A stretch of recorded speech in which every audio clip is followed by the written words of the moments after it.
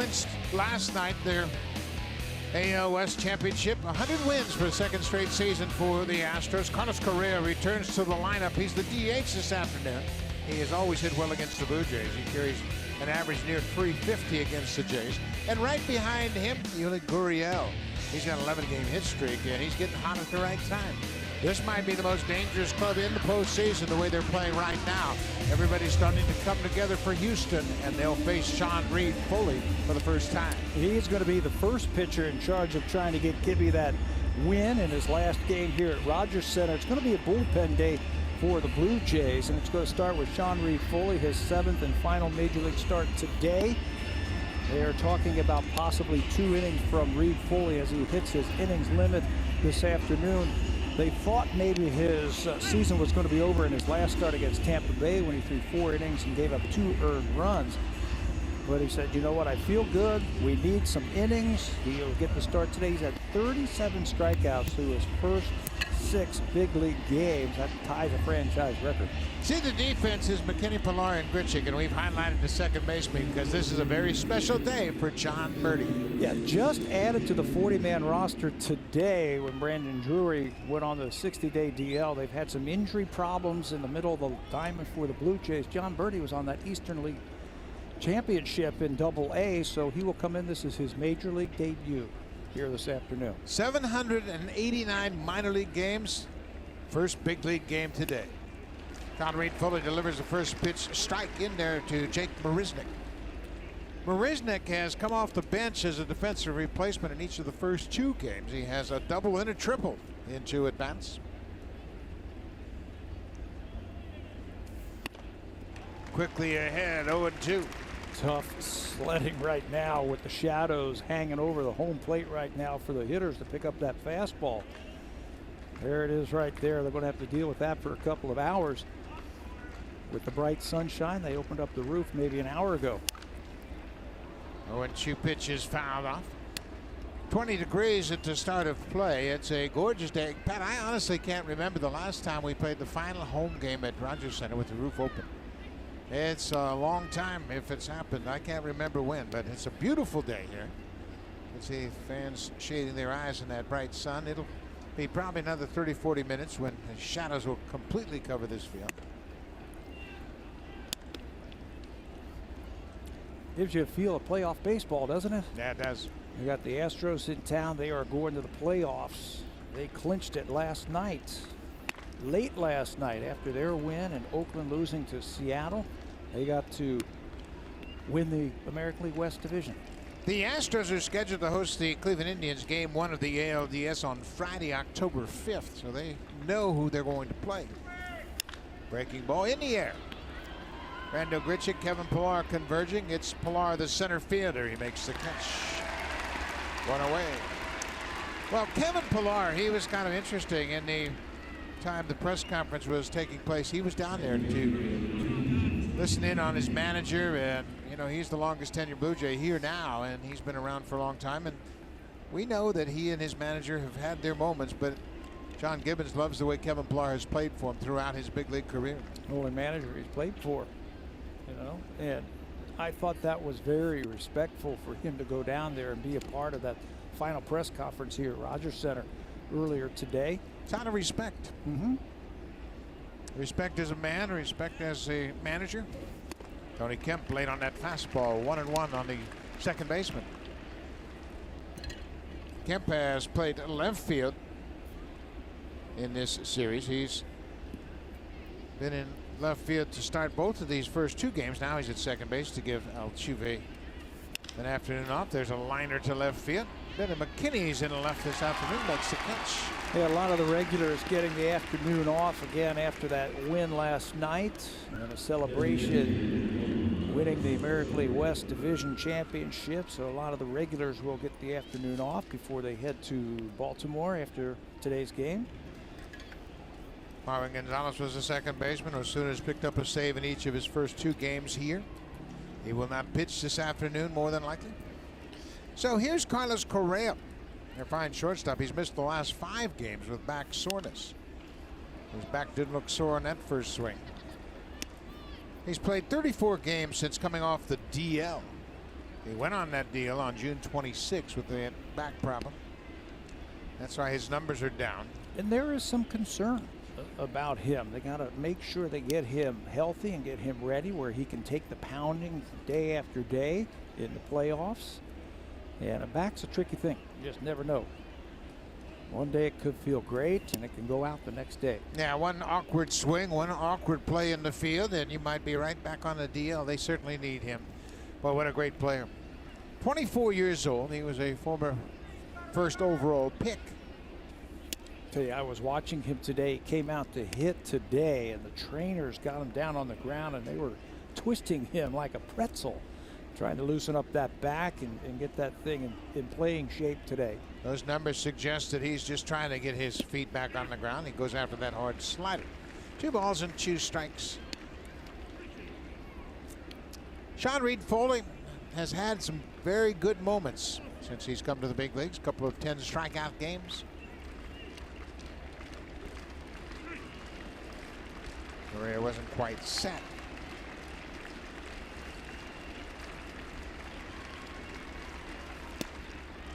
Reed-Foley, 23 years old. He turned 23 August 30th, and he, to me, is a really interesting guy. Yeah, if he learns to command that fastball to both sides of the plate and throw that slider when he is behind, he can be an elite pitcher. Right there's that wipeout slider. So the first inning, 3 up, 3 down. The side retired in order with the strikeout.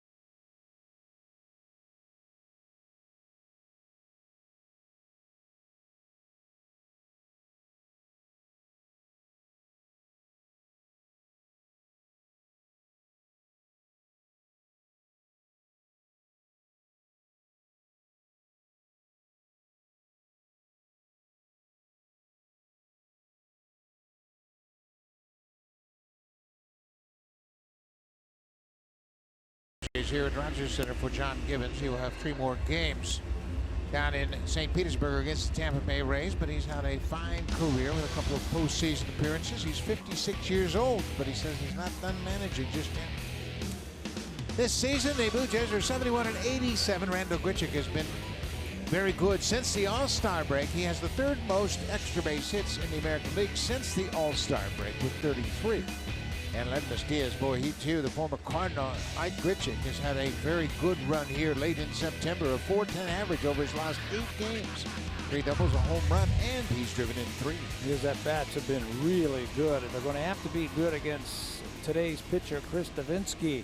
27-year-old, set to make his first start of the season, 6th of his major league career, 47 appearances, all of them out of the bullpen. Like the Blue Jays, this is a bullpen day for the Houston Astros. Davinsky has not made a start since August 11, 2016 at Minnesota. So he hasn't opened up a game for the Astros for a while. Billy McKinney fouls it straight back. McKinney hit a home run in the 3rd inning. That was off Josh James, a good fastball, and McKinney just dropped the head on it and hit it out of the ballpark.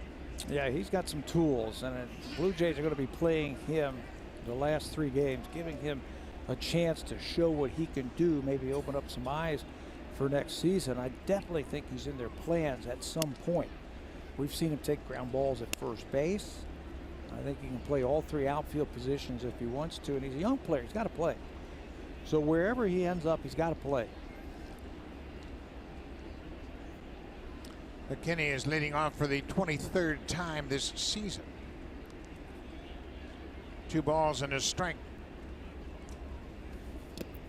Davinsky's got a great changeup, and he's got kind of a fadeaway delivery where he steps toward the first base foul line and opens up, and he really has that very good changeup that's always been his out pitch. Yeah, he was an all-star last year as a relief pitcher, a setup man. That's how effective he was last season when he made the all-star team. He's basically a 3-pitch pitcher. Fastball, curveball, changeup. And you're right, his changeup is one of the best. It's a lot different than Marco Estrada's. His changeup goes straight down. He loses Billy McKinney with a leadoff walk. Take a look at the pitches that Davinsky will feature this afternoon. Yeah, fastball, slider, more like a curveball for him at 82 miles an hour. And then the changeup, it looks like a splitter. It has so much movement, it goes straight down.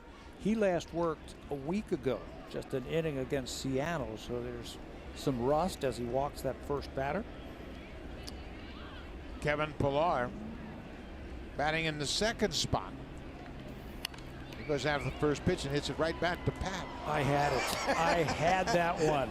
I was ready to catch it. That was the closest I've seen to a ball coming into the booth. I had it. You had it, I know. You called for it. Pushed me out of the way. I thought you were going to catch it. That was close. Scotty, you okay down there? All right.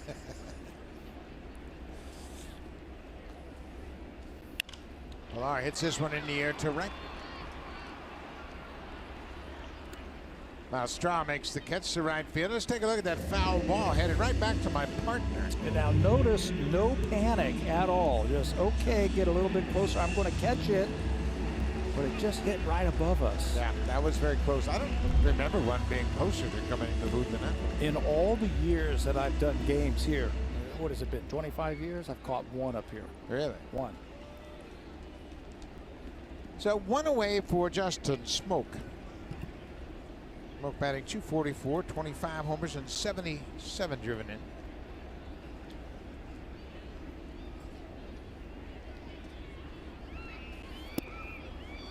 That changeup, you can see it's almost like a screwball the way it moves. It bends away from left-handed hitters, but it's equally effective because of that delivery. It's an unusual delivery. There is some deception in that delivery, the way he throws towards home plate. He hides the ball well, but then really falls off towards the first base side of the mound.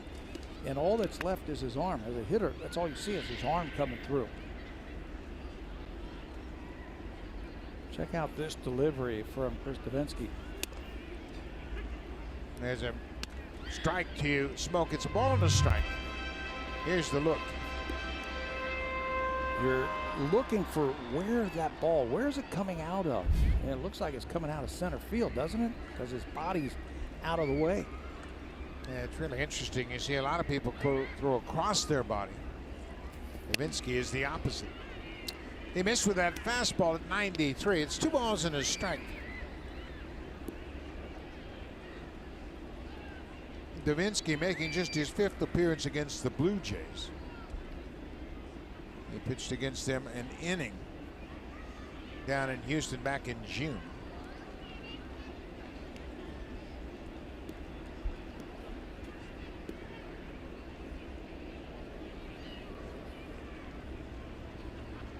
He had one of his best outings ever in relief against the Blue Jays.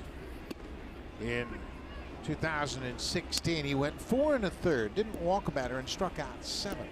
Remember that? I remember that game. Blue Jays had no clue what was happening. That thing was floating in there, that changeup, and he'll spin a breaking ball in there at times. And then right when you're starting to look for that changeup, he'll throw that 92-mile-an-hour fastball right by you. 2-2 to Smoke. There's that changeup for the strikeout. First strikeout of the afternoon for Davinsky. Let's take a look at the defense. A lot of different names in the defensive lineup for the Astros today. Bereznik's in center, Tucker and Straw in the outfield, and Yuli Gurriel, he's moved all over in this series. Yeah, I wanted to highlight Gurriel because he's played third, he's played first, and now he's going to play shortstop. And he's played first, second, third, and shortstop for the Astros this season. He's played 1 game at shortstop before today. This is his first start at shortstop this season.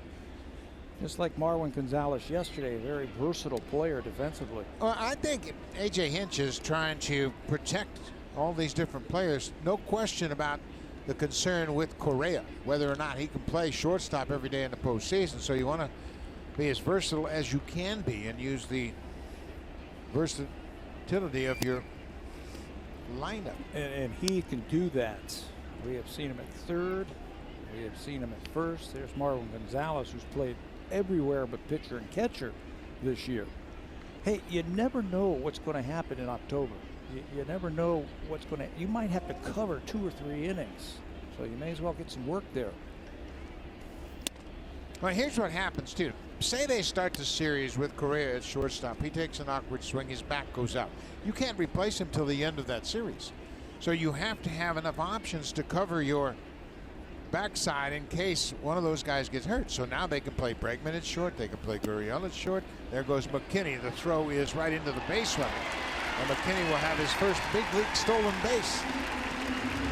You and I have been talking about Billy McKinney. He runs well enough that he should have some stolen bases. This is his first big league stolen base on his first big league attempt. Yeah, it's his first big league attempt. He's got his head down and he takes a quick peek to see what's happening around home plate, and he recognizes that that ball is going to be coming down to second base. And when the throw hits him, he's got his first big league stolen base. 1 ball, 2 strikes. Way upstairs. I wasn't a fast runner by any means. You ran well. Would that bother you to run and look back at home plate? Did that slow you down? You felt like you could take a peek? All you had to do is just take a quick glance to see what's happening around the plate. Grichuk hits it high and deep to left field, and this ball's going to go. Randall Grichuk has set a new career high with a 2-run home run on Chris Nowitzki. Win one for the Gibby.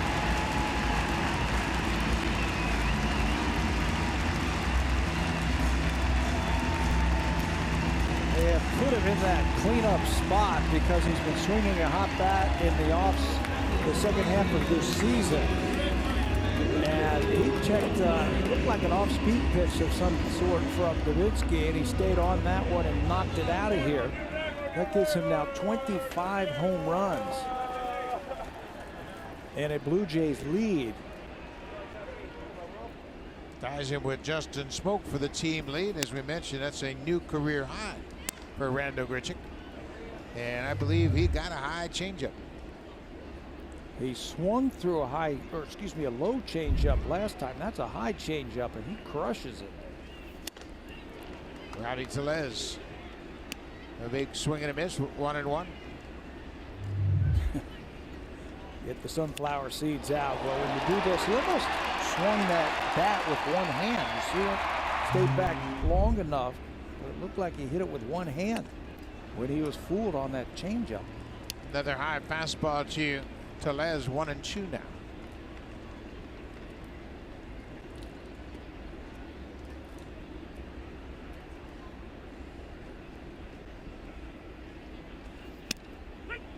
Called strike 3. Pitched him upstairs and gets the strikeout. A couple of strikeouts for Davinsky, but he gives up a 2-run home run to Randall Grichuk. Billy McKinney walked to start the inning, and then Randall Grichuk, using just one hand, sets a new career high with 25 home runs.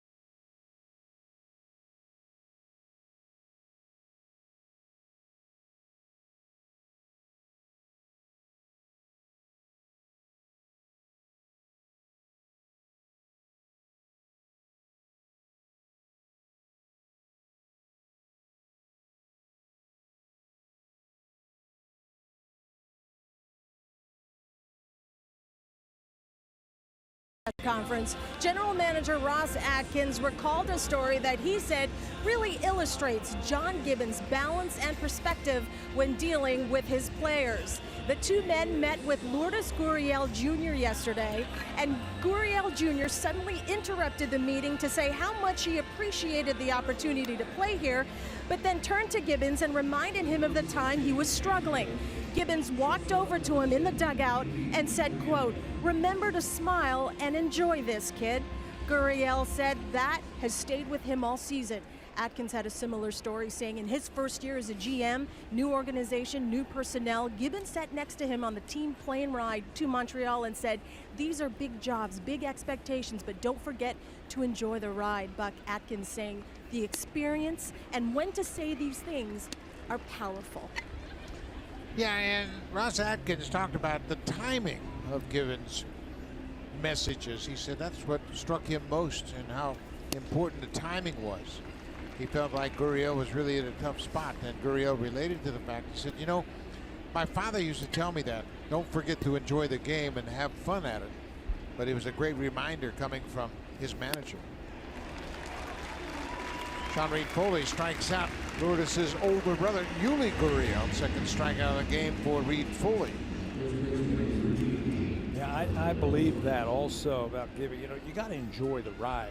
He's never lost perspective of anything. When he's been sitting in that seat right there, or when he was a bullpen coach or a first base coach, there's a lot of responsibility in that first seat, and he's never lost perspective of the big picture. One out for Tyler White. You know, having been in that chair for a while, people have no idea the magnitude of things that a manager has to deal with. And baseball is just one part of it, but you're dealing with people. You're dealing with players, you're dealing with the front office, you're dealing with coaches, and you're dealing with trainers and personnel. There's so many personalities that you have to interact with every day that baseball becomes the easiest part of all of it. And John Gibbons handles all of those situations so well. The freedom is when the game starts.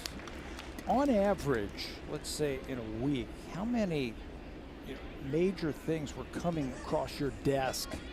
You know, give the people a sense of what a manager has to deal with, and it doesn't have anything to do with baseball. Yeah, well, just think about it. If you have, say you have 4 kids in your family, and you're going to have a couple of those kids have issues once a week. You know, there's a couple of them. Well, now he's got 25 kids in his family and 40 in September. Yeah. And that's not talking about the coaches or anybody else. There's all of that, and then the front office, and then the media. But, you know, hey, I'm not feeling good today. What are we going to do? So-and-so's not ready. He can't pitch out of the bullpen. Oh, yeah. He woke up in the middle of the night. You're starting shortstop, and he was sick. So what are you going to do? Things like that come across your desk all the time. Yeah, the fun part of it is the baseball. That's the real fun part. And when the game starts, that's like you said, that's when you really get into it. That's when you really enjoy it. Another good slider from Reed Foley. 3 strikeouts in a row. He struck out Carlos Correa on a slider to end the first, gets Gurriel on a heater, and now he gets Tyler White. First time that Sean Reed Foley is facing the Houston Astros, and he's pumping that fastball in there. That's what I mean about if he can command that fastball both sides of the plate. He's got plenty of fastball. And that slider, when he is behind in the count, he can be an elite strikeout type of pitcher. And you know what else he has? And you and I have noticed that having talks with him. His mentality, how tough he is, and what a bulldog he is as a person. Yeah, he's got swagger, and swagger's a good thing. This is Kyle Tucker. Just 24 games this season.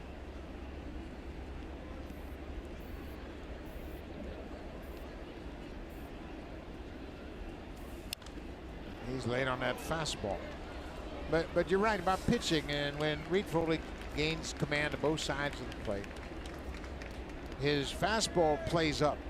It'll show 93, 94, but it's much harder than that from a hitter's perspective. It's got finish to it. I've got one more thing. The command and control, I think, is very important in those pitches. I think coming up with a reliable third pitch is very important for him too. He will throw a couple of other types of curveball changeup, but just hasn't mastered it yet. I tell you one thing, he's in good company if he wants to learn to change up. Brian Barucki and Thomas Pannone both have great changeups. So these are the types of conversation you have during the offseason and into spring training. There are the 4 pitches that he throws. That's pretty standard for any starter. 85% of the time it's either fastball or slider, so he needs to come up with a reliable 3rd pitch. How about striking out the side? Second inning, 4 strikeouts in a row for Sean Reed Foley. Pitching like he wants to pitch more.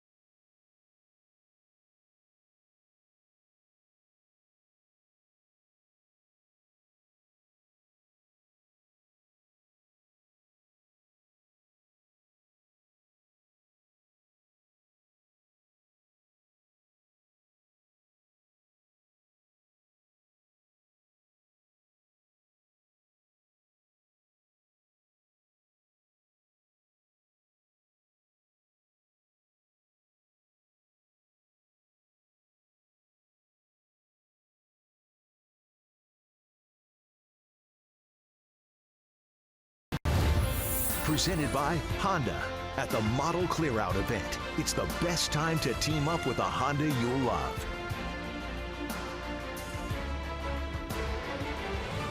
What a beautiful afternoon to wrap up the home portion of the schedule, and it's all about John Gibbons. John Gibbons, today it was announced he will not return as the manager for 2019, and it's been a love fest early on. Let Miss Diaz grounds out. Let's check in with Jamie Campbell. He's got an update for us.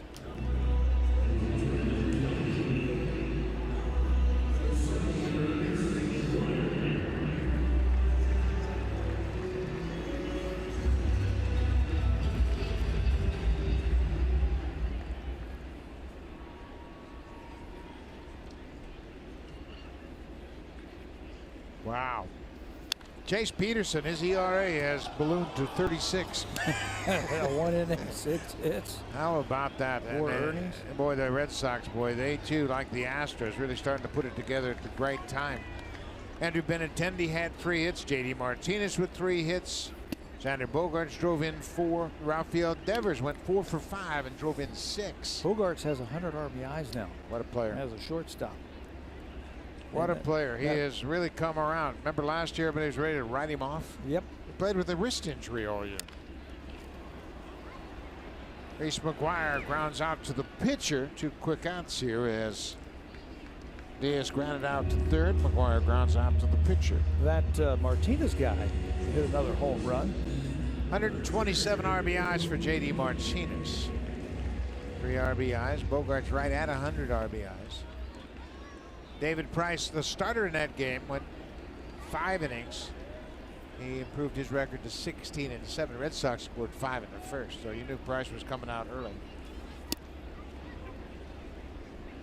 Richard Urania, he's batting in the 8th spot. He's had a nice finish to his season, swinging the bat very well. Average up to 294.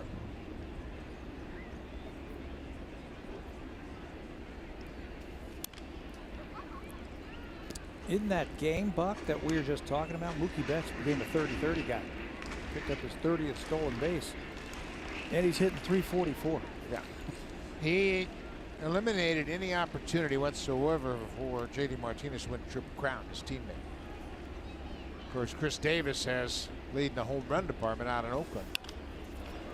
There's a little flare to left field. Kyle Tucker makes a catch. Quick inning for Chris Stavinsky. 3 up, 3 now.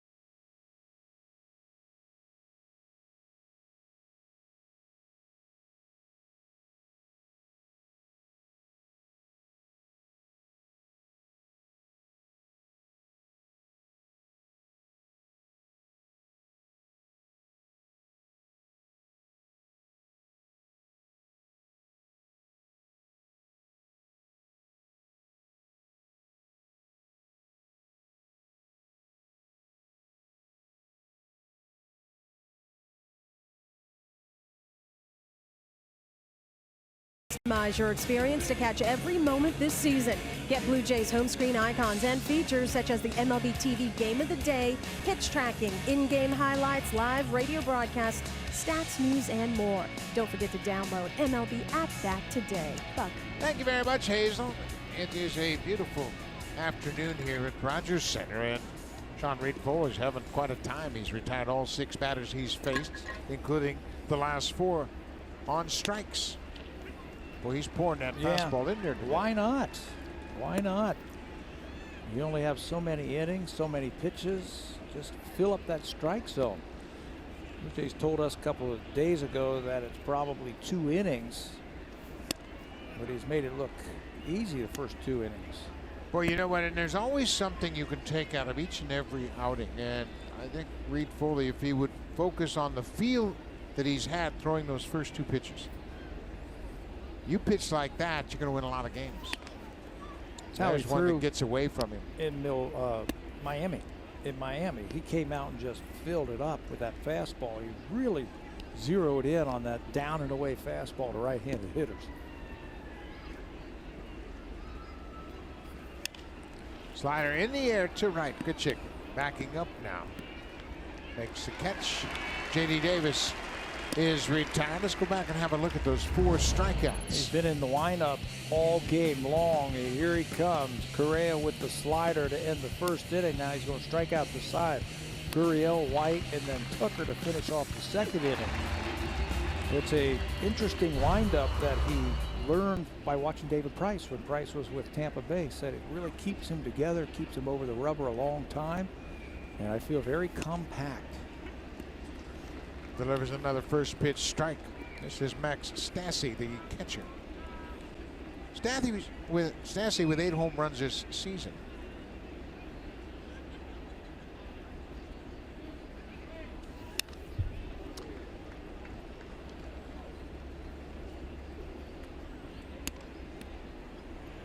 Cianel Perez loosening up for Houston. Both teams using openers, if you will.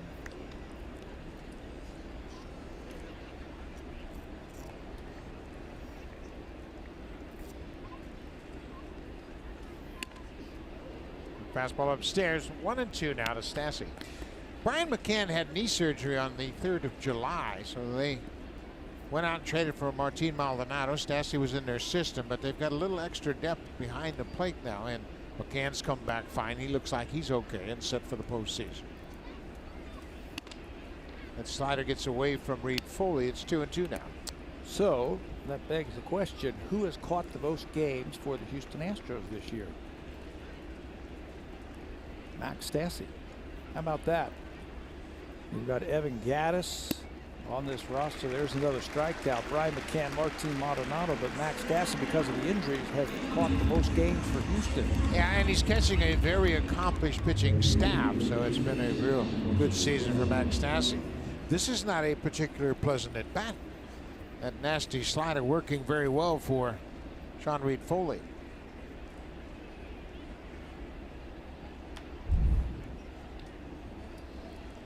Justin Verlander has had a terrific season, and this team is peaking. When you take starters like Verlander and Garrett Cole into the postseason, Keuchel won a game the other day. Charlie Morton they're not sure about. There's some talk that he might pitch on Sunday just to give them a gauge as to where he is with that shoulder issue. This is Miles Straw. Shorten up infield. He can really run. And here he goes. Better unload in a hurry. John Birdie almost took too much time. Talking absolutely fly. Birdie throws him out. Sean Reed Foley perfect through 3.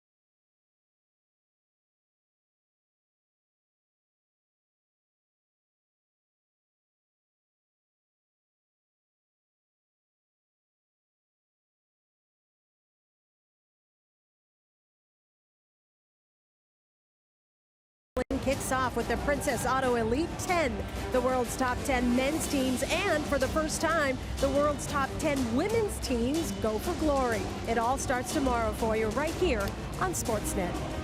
Thank you very much, Hazel. Beautiful afternoon here as the Astros will make a pitching change. They make the first pitching change as Blue Jays have a 2-0 lead.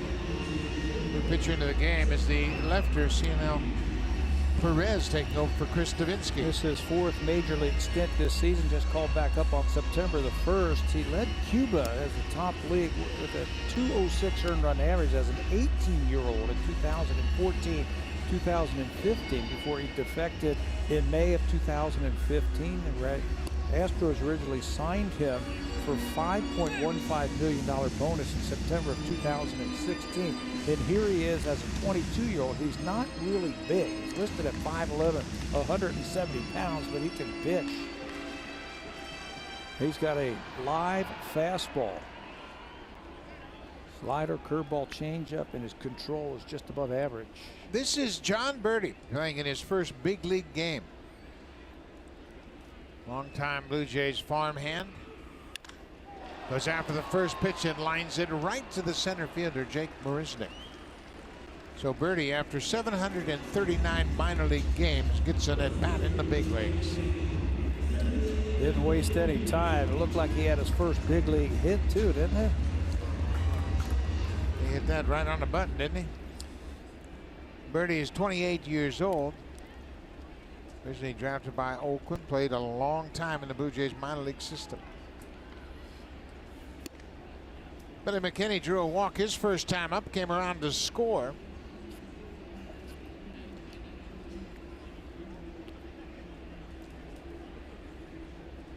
McKinney scored on the 2-run home run by Randall Grichuk.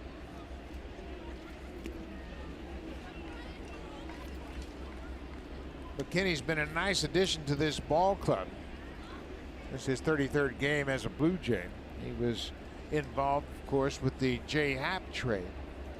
McKinney and Brandon Drury coming to the Blue Jays. McKinney had an 18 base on base streak to start his career.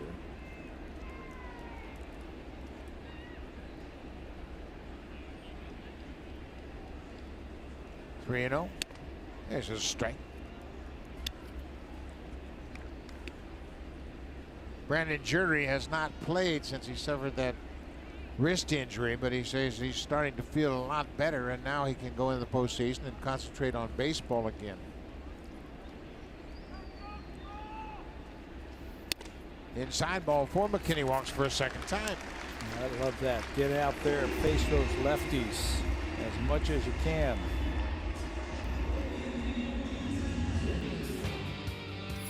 Hurry into Home Hardware's kitchen event, on now until October 9th. Here's how. Blue Jays have a 2-0 lead. We're in the bottom of the 3rd inning. Kevin Pillar batting in the 2 spot.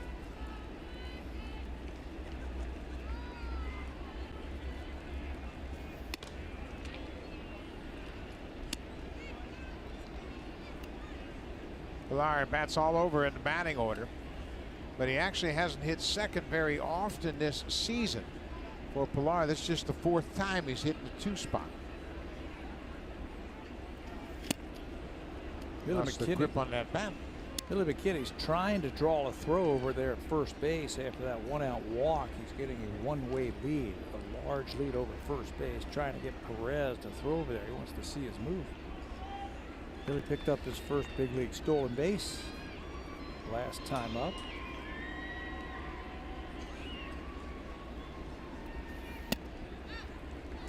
Outside, 2 balls and a strike.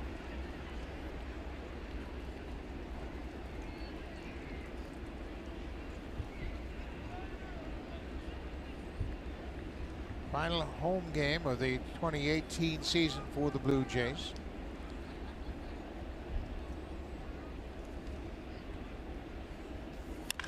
Ground ball, big bouncing ball to third. Davis to second for 1, Kemp to first in time.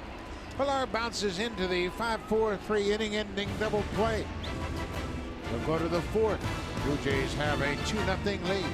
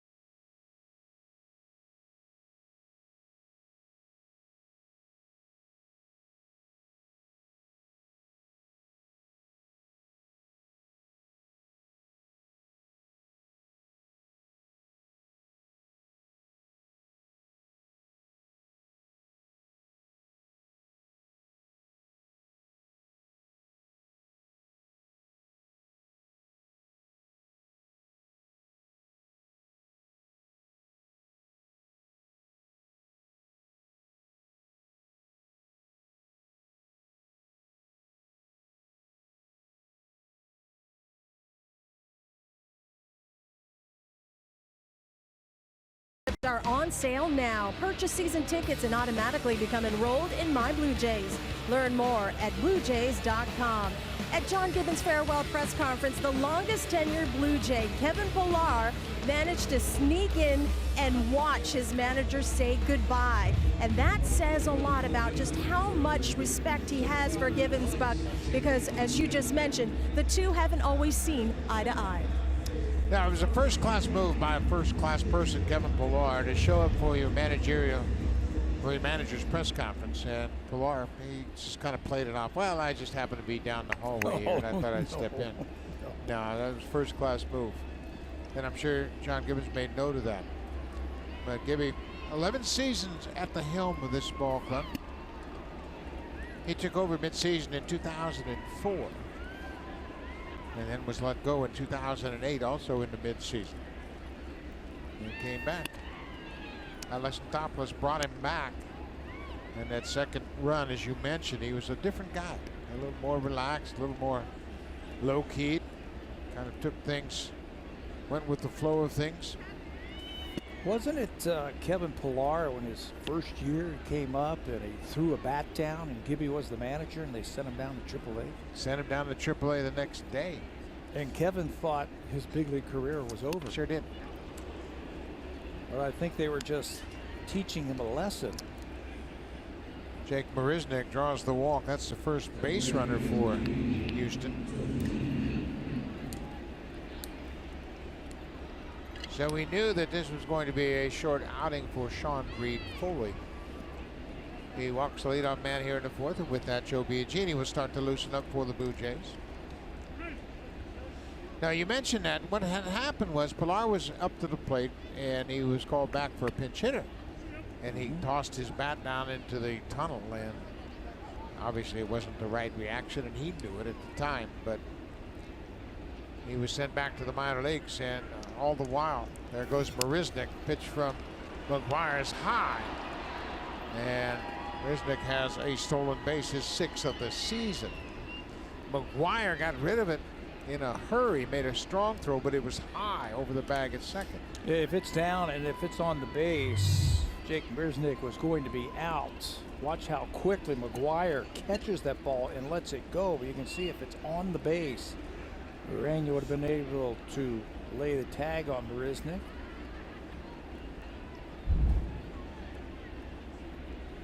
Now Kemp might bunt here, just to get that runner over to third. McGuire quickly out.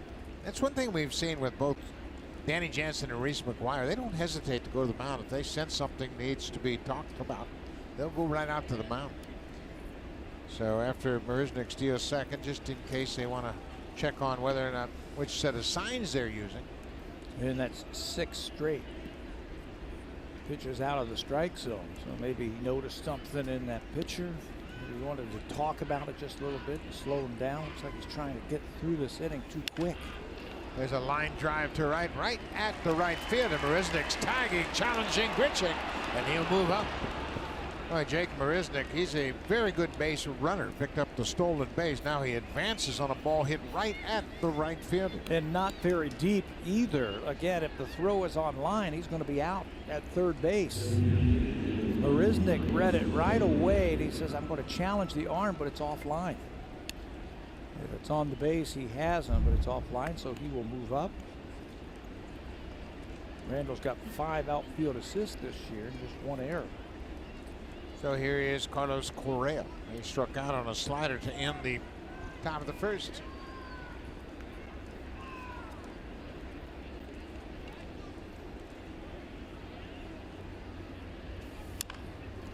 Little roller up the third base line. This is going to be a fair ball and an RBI. So Carlos Correa drives in, if you will, Jake Marisnick. A little roller up the third base line. That's going to be maybe it. Biagini hasn't had much time to throw, but Gibbons has made the call to the bullpen. It'll be Joe Biagini out of the bullpen for Sean Reed-Foley. Boy, what an afternoon for Foley. Reed-Foley 9 up, 9 down before that leadoff walk here in the 4th inning, and he comes around to score.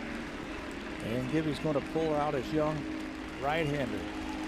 Sean Reed Foley, his season more than likely over. 5 strikeouts through 3 1/3.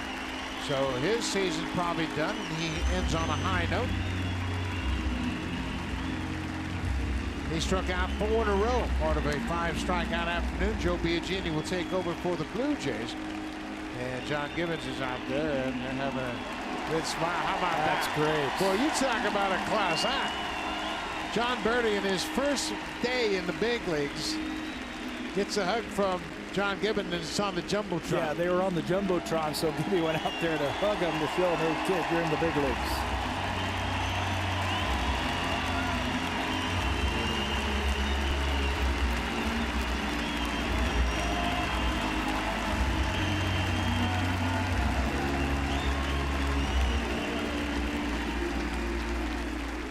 John Gibbons said, yeah, there'll probably be a lot of pitching changes today, so I'll be walking out to the mound, and every time he walks out there, I bet you he has another good thought about his time here with the Blue Jays. And the ovation will probably get louder and louder, but get used to that because the Blue Jays are going to use the rest of the game to finish up with their bullpen. Joe Biagini will be the first one out this afternoon after a good outing for Sean Reed Foley.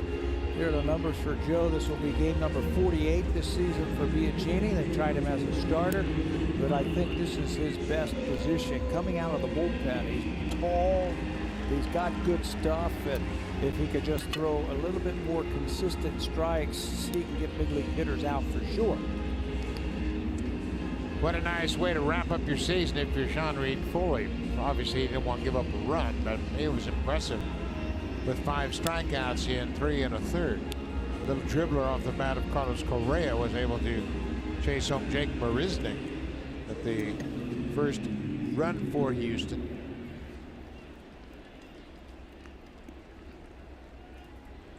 And John Gibbons with his first pitching change of the afternoon. So here is Yuli Gurriel. Gurriel is playing shortstop this afternoon. Carlos Correa at first.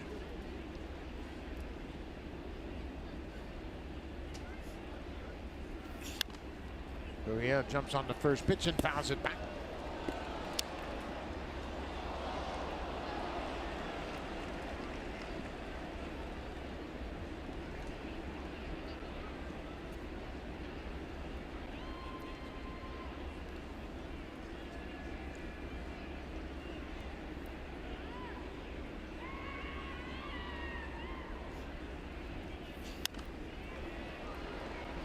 Strike 2. Yeah, just get it close. Gurriel, a very aggressive swinger.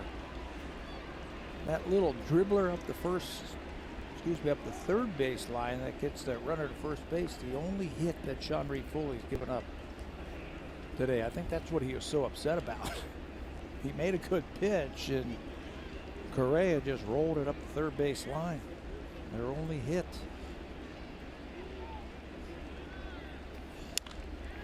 This is popped up right near the mound. Tellez comes over from first and makes the catch. Gurriel's retired. Biagini gets his first man.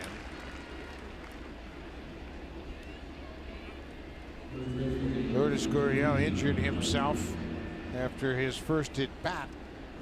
Strained a hamstring. He's done for the season. Very disappointing outcome for him. He was looking forward to playing against his brother, Yuli Gurriel. Gurriel name in Cuba is an iconic baseball name. His father, Lourdes Sr., was one of the best players ever to come out of Cuba. He has managed, he's played, he's been an international star for many years. And now his 2 sons are representing the Gurriel family very well. Yeah, and Lourdes is going to be around for a long time. He has shown enough for the Blue Jays in his 65 games and 281 batting average that he's going to be a good hitter for a long time. He's just 24 years old. He turns 25 very soon. Their father in 1994 was 37 years old, but he won the MVP award in the World Cup of Baseball. He was still producing big numbers at 37.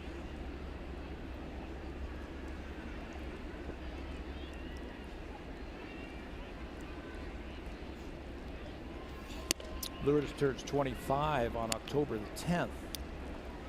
He'll play this whole season at 24 years old. Bright future. I guess the only question is, where is he going to end up defensively? At what position? We've seen him at short. We've seen him at seconds. We saw him take some ground balls over at first base. Outfield.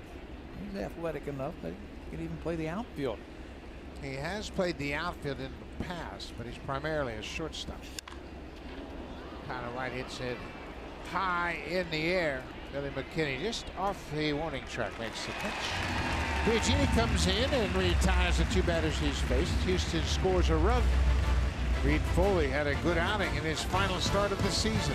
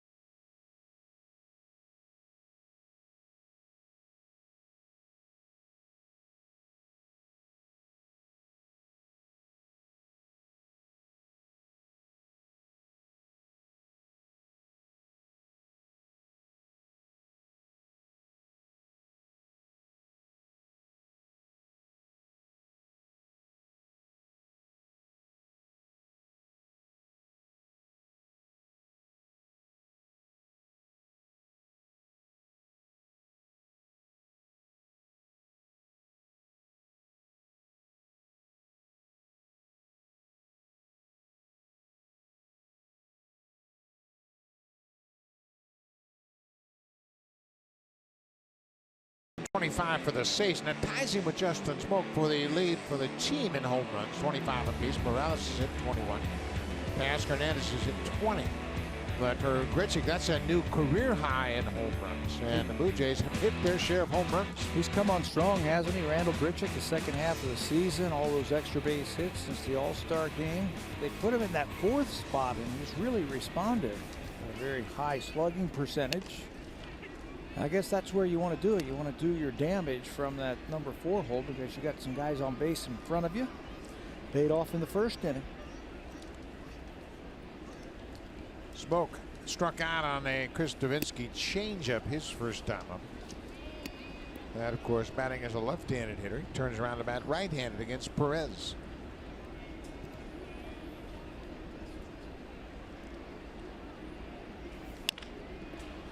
Bouncing ball off the end of the bat. Gurriel at shortstop. Throws him out. Super Slow-Mo Cam. Brought to you by Samsung Galaxy S9 and S9 Plus. The camera reimagined. Available now.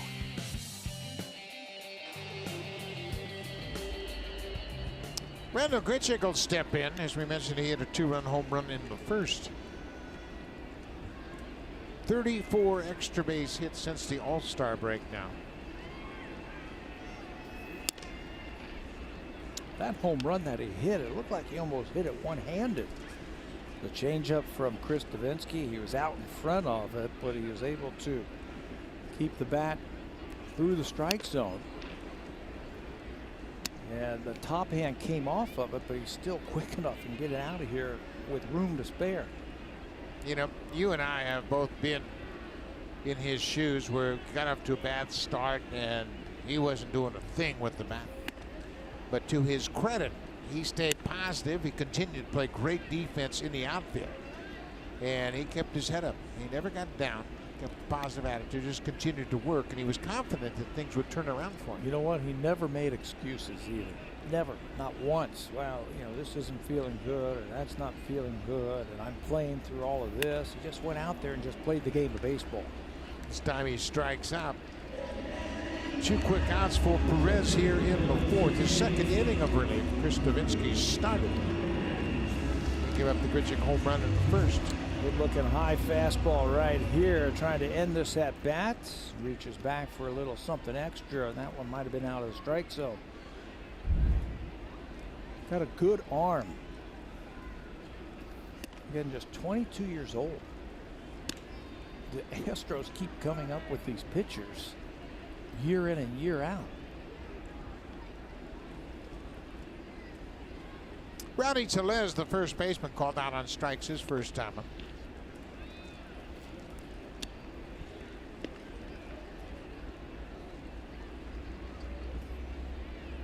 Tellez, of course, off to a great start with the extra base hits. He has 12 extra base hits. Inside pitch. 3-0. Interesting to see if Gibbons gives the rookie the green light here. Why not?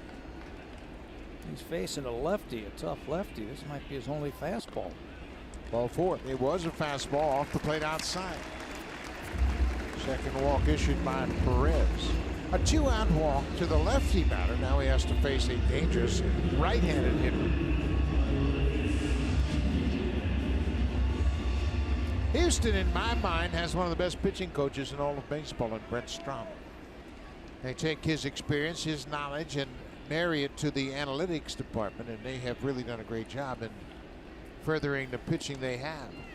Really believes in the four-seam fastball up and the curveball down. I mean, that is his pitching philosophy. There are other pitching coaches whose philosophy are more sinker slider. What do you call that? Horizontal type of pitching. He's more vertical, up and down. He believes hitters have a more difficult time judging vertical height than they do the width horizontally. And it's interesting. He goes back to Sandy Koufax. You know, he was a pitcher himself. And he talked about being around Koufax and the Dodgers and all those great pitchers they had, Sutton and Drysdale and Koufax. And he grew up in Southern California and watched them as a kid and then got to work with them. And he's a longtime pitching coach that Jeff Luhnow brought here from St. Louis with him. They have flourished together for sure.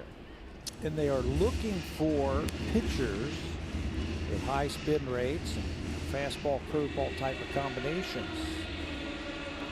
Not the sinker slider type of combinations that a lot of teams employ.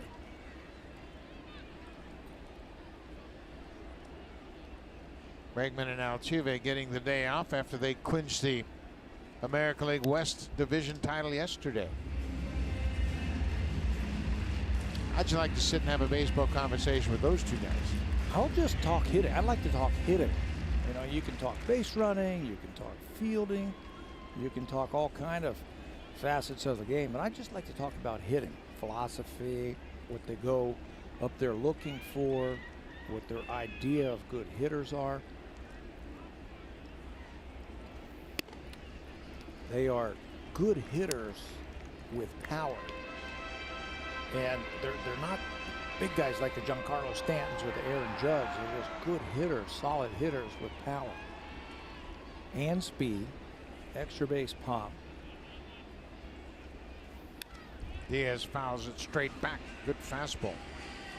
Well, you know what? And you know they have heard it throughout their career. You guys are too small. You'll never be big leaguers. You'll never be stars. And they're both stars. And they're both big leaguers, of course. Altuve, a three-time batting champ. And Bregman's going to be one of those guys that's going to win a batting title. Going to be a long-time all-star. They're driven to be great. You know, a lot of guys get to the big leagues, and we can say everybody on this field is talented. What separates guys like Bregman and Altuve from the rest of the pack is their desire to be great. They outwork people.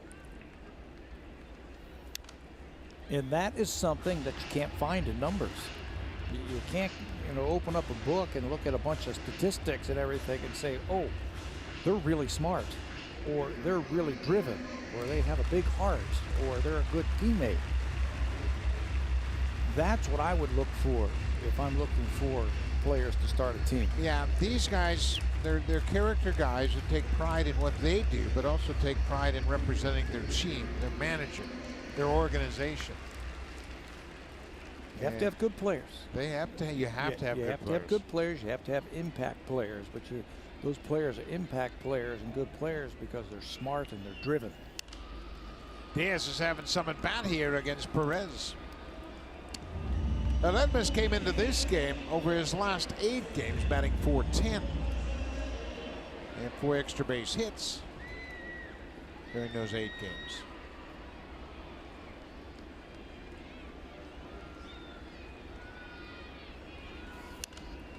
Another foul back. That was pitch number 10 in that at bat. If I was at first base and I saw a hitter have this type of at bat, he has seen everything that the pitcher has to offer. He's just missing everything. I'm telling myself, hey, get a big lead. He's going to hit a double. I got to score. He is having a good at bat. Way outside. It's a full count now. Rowdy Tellez is the base runner at first, so he'll get a running start. Let's see where the Astros decide to play. They're going to move the first baseman behind the base runner at first. Reese McGuire's on deck. Blue Jays lead it 2-1.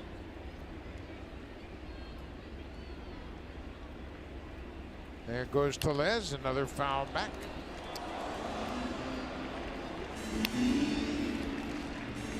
Get you running in, Rowdy.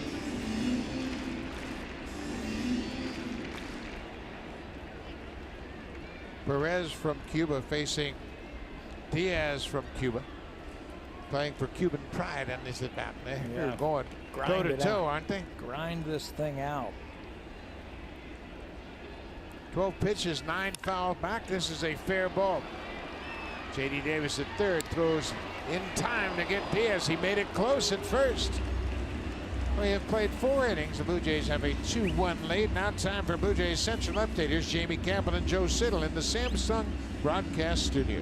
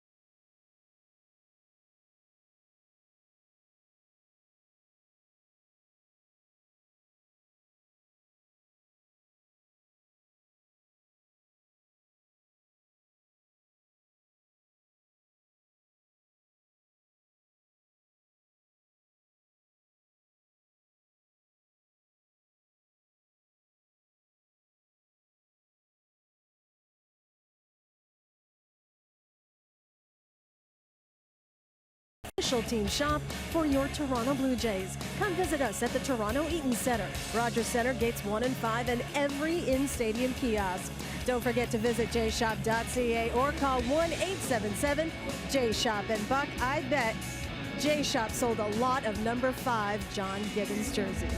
Boy, you can bet on that, Hazel, and that's a great tribute to a man that's had a great career here as a manager for the Blue Jays. John Gibbons has worn number 5. You don't really know it that often because he doesn't wear his jersey out there. Most of the time he's got a jacket or a pullover on.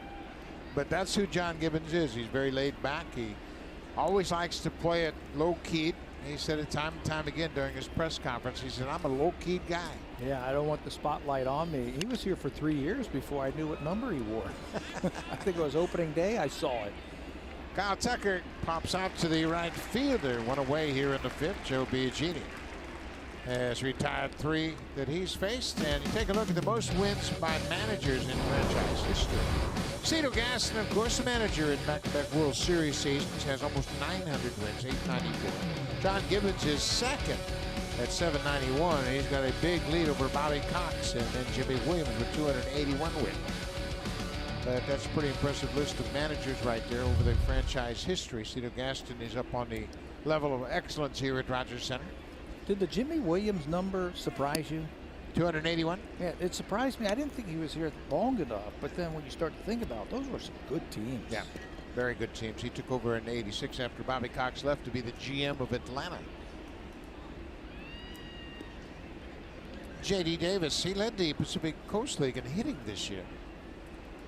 And Houston's pretty high on Davis as a hitter. But right now, he's got a pretty tough customer to beat out at third base in Alex Bregman. These are the types of things you look for as an organization when you're trying to trade and acquire new talent. Look at the good teams. Look at their regulars and see who's stacked up behind them in AAA, AA, down in A-ball. Chances are they can't fit them all on the 40-man roster, so you might have an opening and want to go out there and make a deal. Forrest Whitley is their #1 prospect, followed by Kyle Tucker. And they have an outfielder named Jordan Alvarez and then CNL Perez. Those are their top 4. But they've got players up and down the organization, and they've done a great job over the last few years, maybe 5-6 years, of drafting and developing some good talent. Now, first of all, you have to have the draft pick. Secondly, you have to hit on them. And third, you have to develop them. And they've had the combination of all 3 of those elements.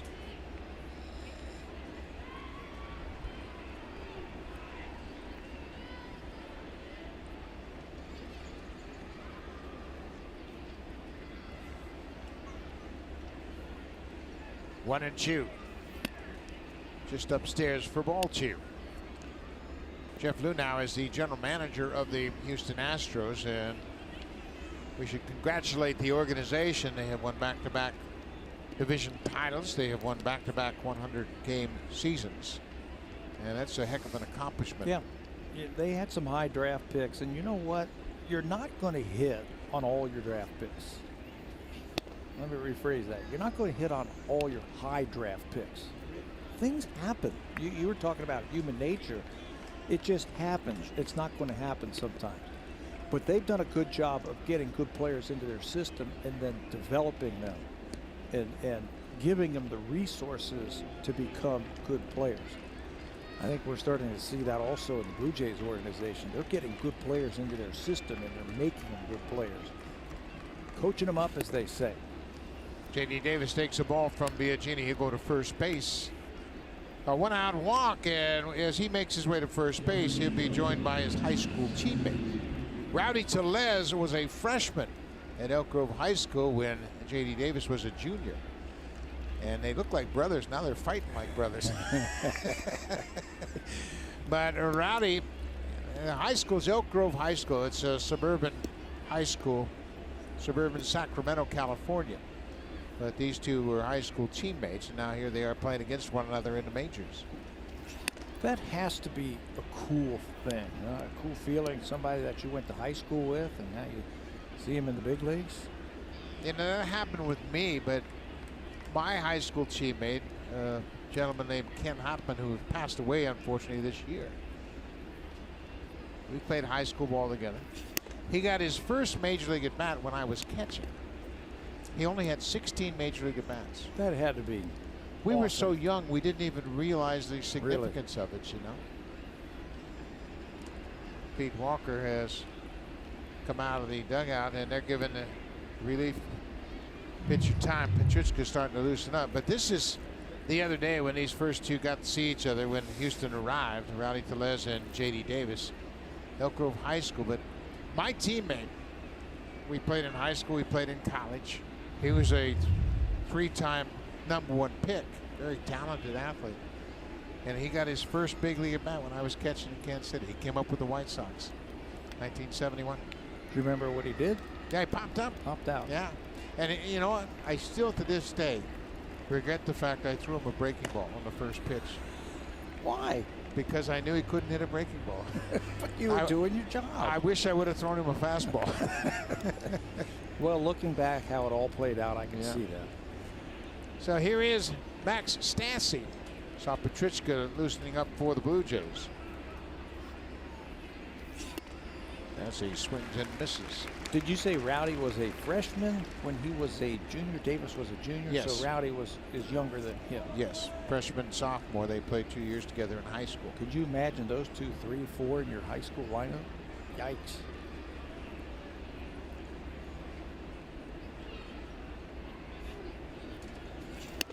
I went to that high school, obviously, several years, 50 years earlier than they did. At the time I went to high school, we talked about this the other day, there was one high school in the whole area. I think now there are 9 high schools in that area. 9 different high schools, so it's grown up dramatically. The bus rides just aren't as long, right? Baseball's still good. Baseball's very good, obviously. 2-2, Max Stassi, the catcher. Fly ball. Billy McKinney giving chase, still after it, and makes a terrific catch. They got a shot at Davis. Good relay throw, and they'll get him, and it hits the base runner.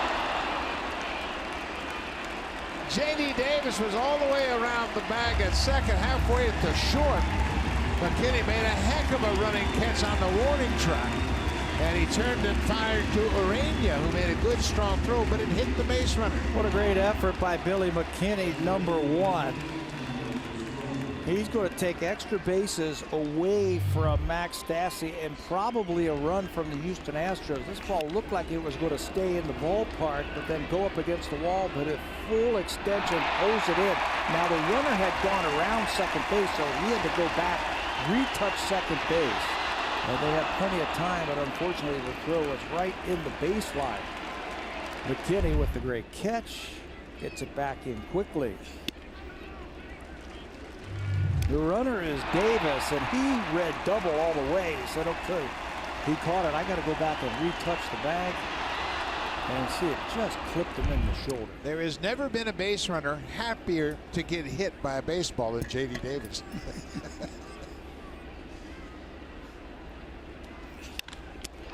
Biagini knocks it down. You better get on it, Joe. And it'll be an infield hit.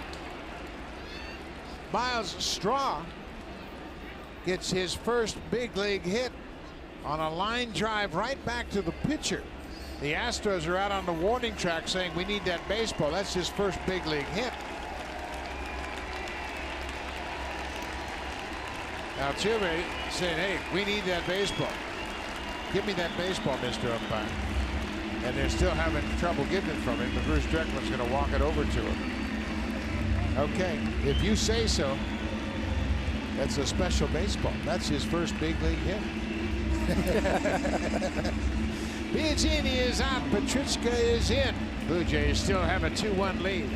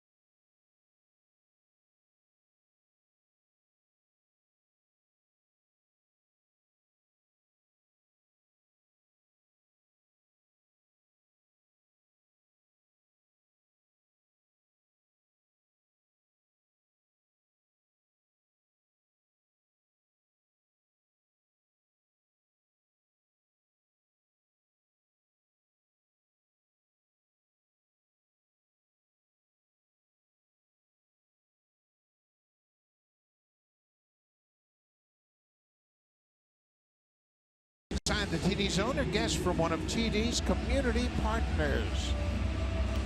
Final game of the home portion of the 2018 schedule, as Joe Biagini will give way to Jake Petrichka, making his 40th appearance of the season. Jake has really impressed, and I think he has opened up some eyes here in the second half. His fastball is crisp. He's averaging almost a strikeout per inning. He's got a little bit more oomph to that fastball. He's got great movement on it also. He has pitched in this series one time an inning, had a strikeout. Also had a 1-2-3 inning, struck out Alex Bregman. Jake Marisnick, and Birdie does a nice job. Marisnick gets a base hit. What a nice piece of defense by Orania and Birdie. They played together in minor leagues, and Birdie went right to the base. Orania backhanded it, trying to flip it backwards to the second baseman who was there. But the base runner, Straw, beats the throw. Yeah, he can run, and he is showing off that he can run. A great play by both Orania and Birdie. This ball looked for sure like it was heading into the outfield for a run, but the runner at first base can fly. And he's going to get his buddy Marisnick a base hit because of that speed. Petrichka jumps ahead of Tony Kemp, who was flied out twice.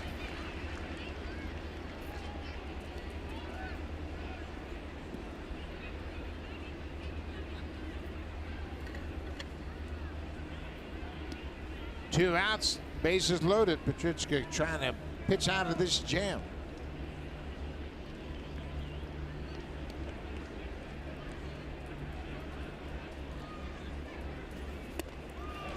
Took something off and had Kemp out in front.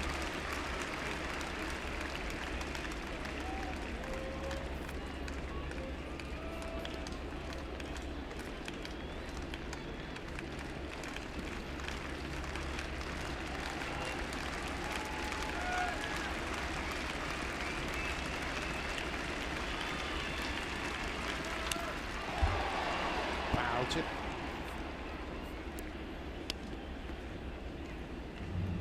He's taking a little something off that fastball. It's not really a changeup, it doesn't look like. He's just taking something off his fastball, and he's getting a lot more movement on that pitch that we have seen before. He can bury one in there if he wants to now.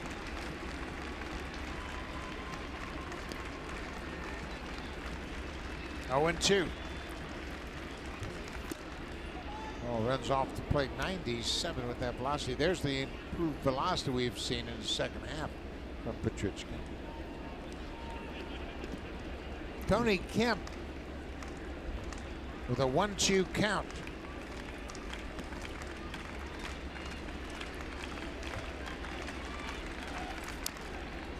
Well, he tied him up there. Perfect time for that. After a couple of pitches away, a changeup and a fastball away, you try and leave him standing there with that fastball. And he just got a piece of it to keep the at-bat alive.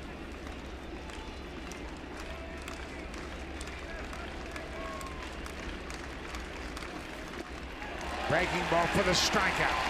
Petrichka will leave the bases loaded as Kemp strikes out. Go to the bottom of the fifth. The Blue Jays still have a 2-1 lead. Great play by McGuire in left.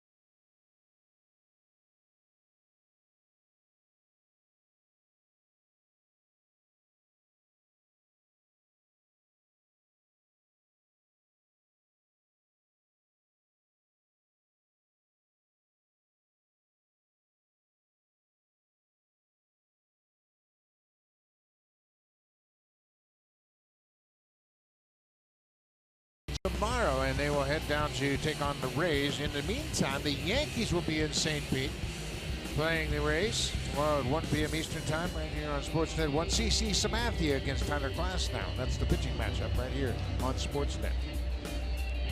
Teams that win together, spend a lot of time together, they're a close-knit group. Altuve, Bregman, Maldonado, and Gonzalez all sitting there enjoying the day off.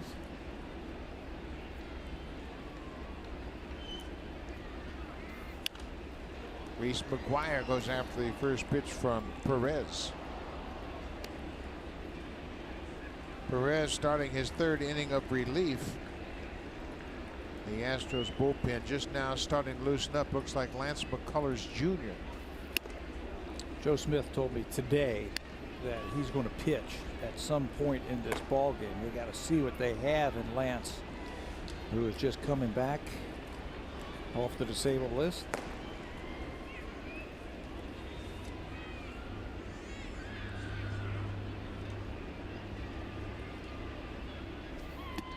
High fastball. We're going to have some decisions to make when it comes to who they're going to carry for each round of the playoffs. Right. Of course, they have their veterans from last year's World Series that pitched well. Osuna is going to be the closer, obviously. You would imagine that they will have Ryan Presley, who they picked up from Minnesota. He's been great since he's joined them. Then you would think they're going to have Brad Peacock, who's a versatile guy. Joe Smith, Will Harris. Tony Sipp will make the team as the left-hander. The only lefty, probably out of that bullpen. But they have to decide whether Lance McCullers Jr. is healthy enough, and obviously he was a starter for them last year. He's had elbow problems this year. In the playoffs, though, you don't need 5 starters. Hector Rondon. He's another guy that's on the bubble. McGuire hits it high and deep, and this one's going to go. Reese McGuire with his first big league home run.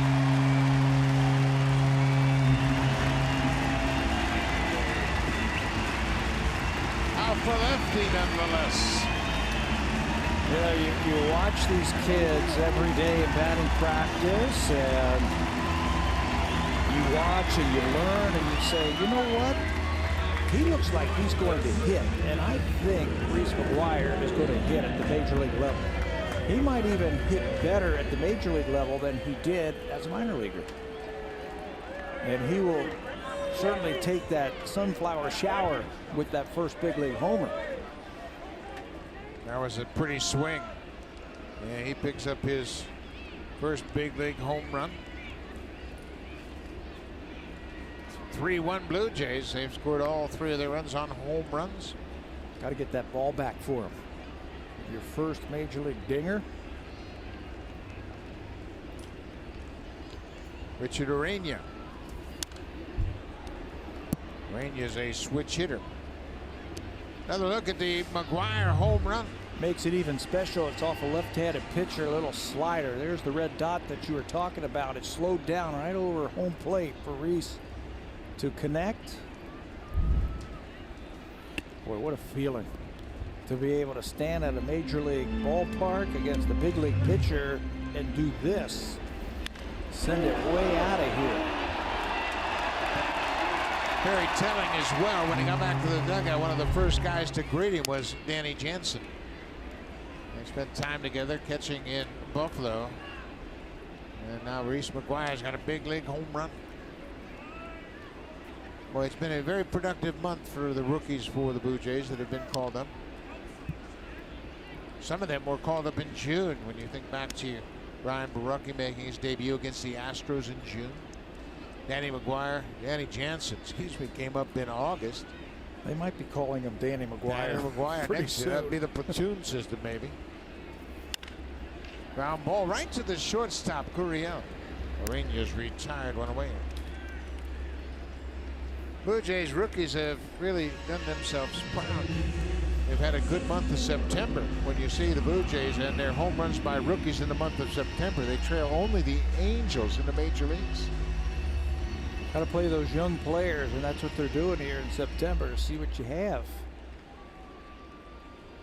It's a great teaching tool, I think, for young players to come up here, get some at-bats, do the big league travel, go around, see what it's like, and then when you go home, you're going to think about it, and you're going to go, okay, now I know what to expect next year when I come back for spring training. Yeah, and that's a good feeling because you know now there are no unknowns. You've been to the big leagues. You've been to Boston. You've been to New York. You know what you're up against. You know what you're expected to do in a pregame warm-up. What you're supposed to do in the clubhouse. How you're supposed to act. There are no more unknowns for this group. How about the meetings that you can have now? A little bit more in depth than they were when you were in the minor leagues, so you don't have to do that anymore. You know what that's all about. Those advanced meetings against the teams that you're playing.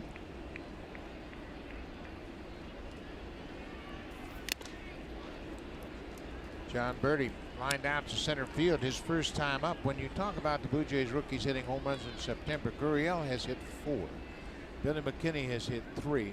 Rowdy Tellez has hit 3. Danny Jansen's hit 2. Now Reese McGuire has hit 1.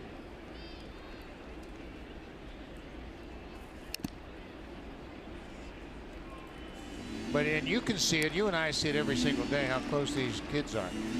They have played together several years. They have experienced ups and downs. They have been sent back to the lower levels. They have shared the joy of promotions. And now they're playing together side by side in the big leagues.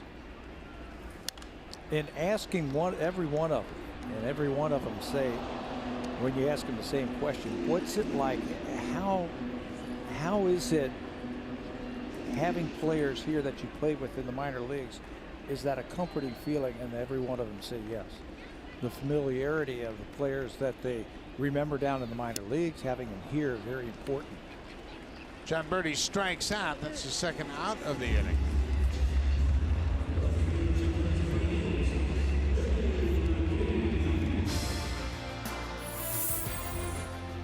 The 2018 Honda CR-V, where style and versatility come together.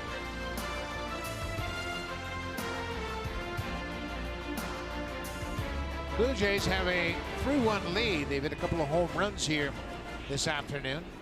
And Grichuk a 2-run home run. Reese McGuire his first big league home run, accounting for all 3 of the Blue Jays runs. Billy McKinney has walked twice, picked up his first stolen base of his big league career.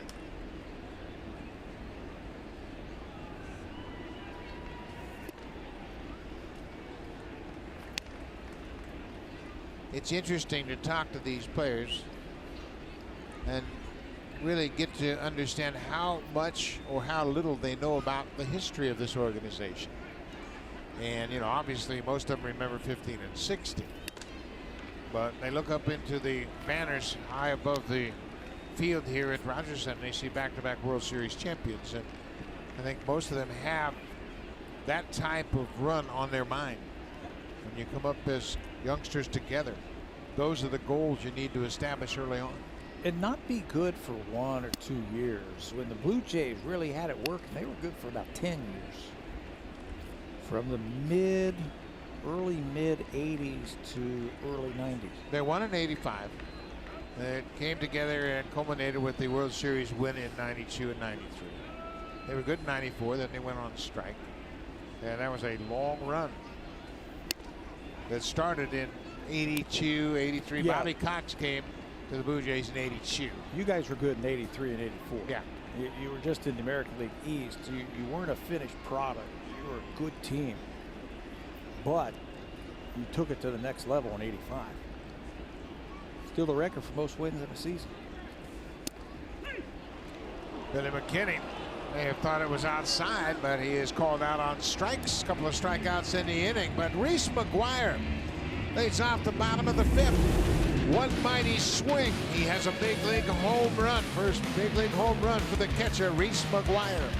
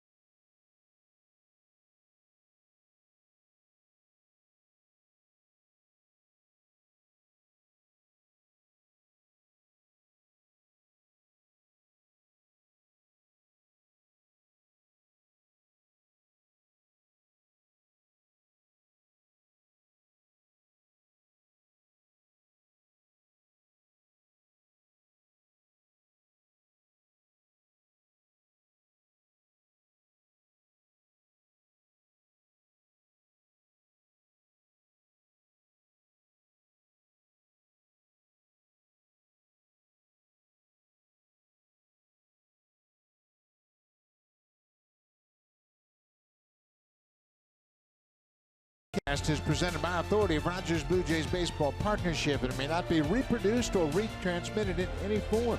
And the accounts and descriptions of this game may not be disseminated without the express written consent of Rogers Blue Jays Baseball Partnership. That shot of John Gibbons and John Birdie on the mound tells you all you need to know about John Gibbons as a person. John Birdie playing in his first big league game. In the first pitching change of the afternoon, Gibbons made a point putting his arm around John Birdie so they could both be shown on the Jumbotron here.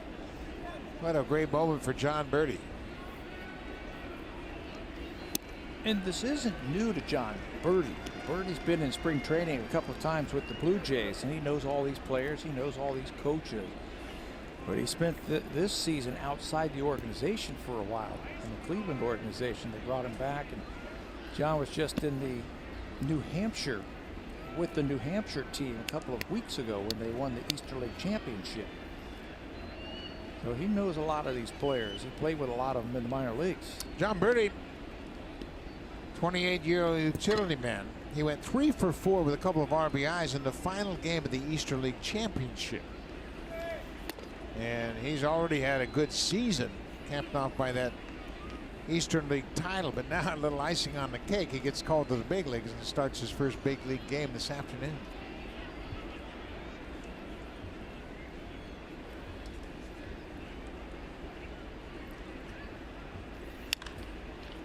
Bouncing ball foul wide of third. John Gibbons came out to make the pitching change after he took Reed Foley out of the game, and he's got John Birdie standing next to him and said, hey, playing in your first big league game, let's give him a thrill. That's awesome. Gibby notices everything, doesn't he? That was awesome.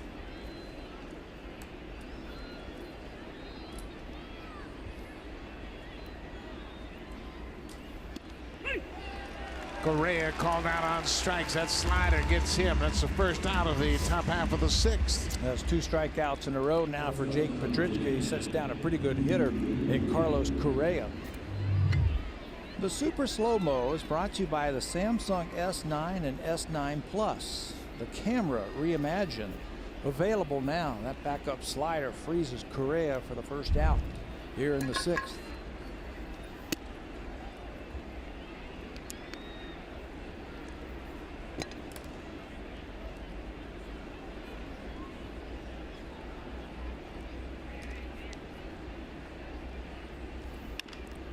Gurriel flares it down the right side, and that's a fair ball. Grichuk is over to play it.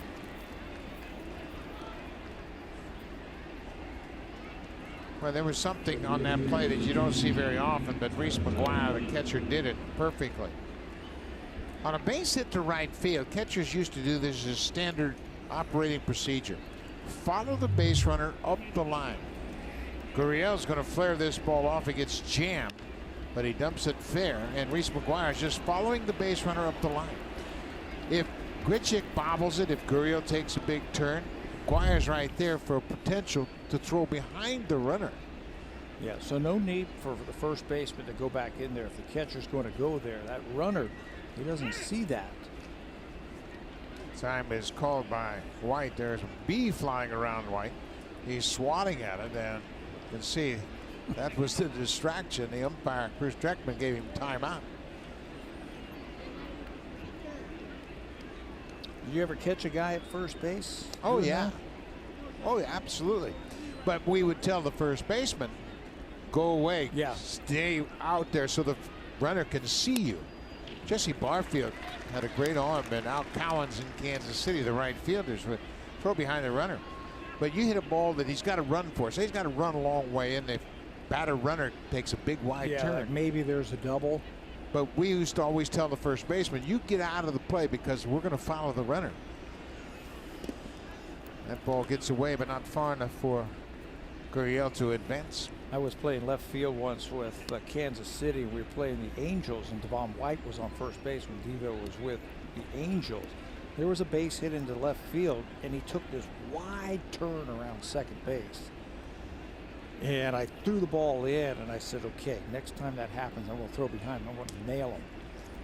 Sure enough, next inning, Same thing happened. He's on first base, hit the left field. He comes roaring around second base. I throw behind him and he walks to third. I said, that'll never happen again. He set you up a little bit. He set me up so bad. And I'm like, oh, I just wanted to dig a hole in the outfield and bury myself. Couldn't believe it how I fell for that. 2-1. Now it's 3-1 to Tyler Wright, the first baseman. Gurriel with a 1-out single. He's at first. Grichuk's got a lot of movement on that fastball. If he can place one of them right here, lower parts of the strike zone, he can get that ground ball that he's looking for. Get out of this inning.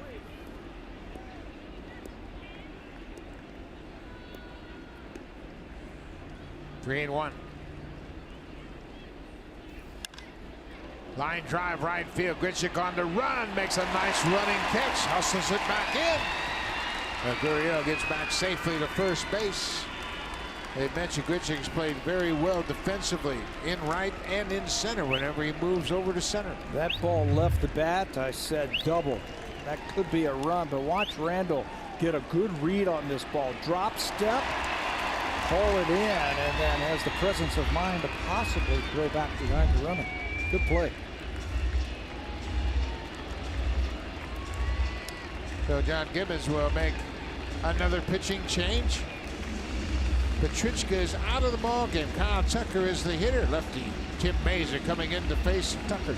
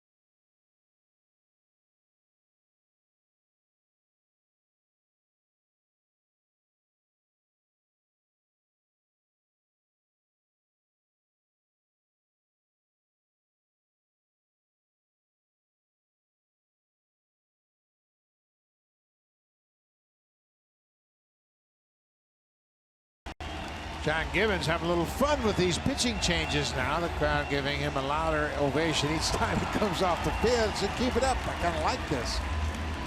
At the bullpen started the game. Marco Estrada's there. They're having a little bit of fun with this. Tim Mason will come out of the bullpen. He'll be the third relief pitcher to work here this afternoon. What a month of September that Meza has put together. He's had 10 appearances this month, covering 9 innings, and all he has given up is 4 hits. That's it. No runs and 13 punch-outs to lower that earned run average to 338 on the season. And batting average against him this month, just $133. Well, it gets away from the catcher, goes all the way back to the backstop as Gurriel advances to second.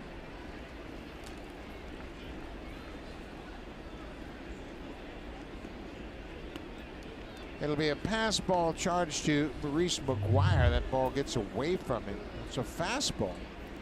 And he just whiffed on it. Got his glove turned upside down. Instead of going after that palm up, he went palm down, and that cost him a pass ball. Shows you the kind of movement that Meza's had on his fastball. Slider's been wipeout. Wicked this month.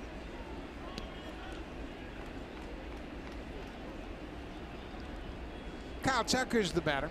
Tucker has gone over 2 so far. Ground ball to Les. Steps on the bag. Then look, Tim Meza comes in and gets his man, Kyle Tucker. And then the top half of the sixth.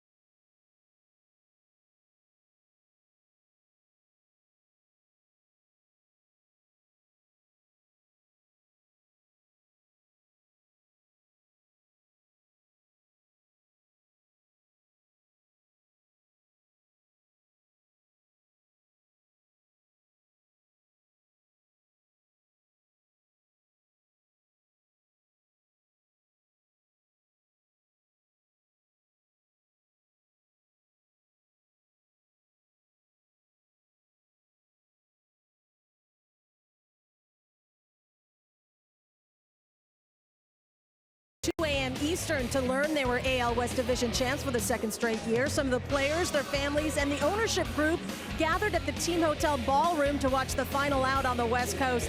I'm told, Buck, that win or lose this afternoon, the Astros will hold a champagne celebration in the visiting clubhouse immediately following today's ball game. They certainly don't want to miss out on that experience. Congratulations to the Astros once again. Absolutely, and everybody as a player would like to celebrate on the field, and especially you'd like to do it at home, but because Oakland played later on out in Seattle, they didn't find the outcome until that last night. So congratulations to the Astros, and here's a man that's really important in their postseason plans. Yeah, he was last season in the postseason. Just activated off the 10-day disabled list on Monday. He had some right elbow discomfort. This is Lance McCullers' first pitch to the backstop. Has not made a regular season relief appearance until today, although he did have a couple of relief appearances last year for Houston in the postseason. He had a save in the ALCS in Game 7, pitched 4 innings, allowed just 1 hit in relief. He also picked up a win in Game 3 as a starter. Yeah, he's got a big-time arm, got a great curveball. I mean, here's the poster boy for a 4-seam fastball curveball pitcher right here. Yeah, he can really bend it off now. And again, he hasn't pitched in a while. But they wanted to get him, excuse me, Buck, into this game and get him on the mound as they start to work towards the postseason.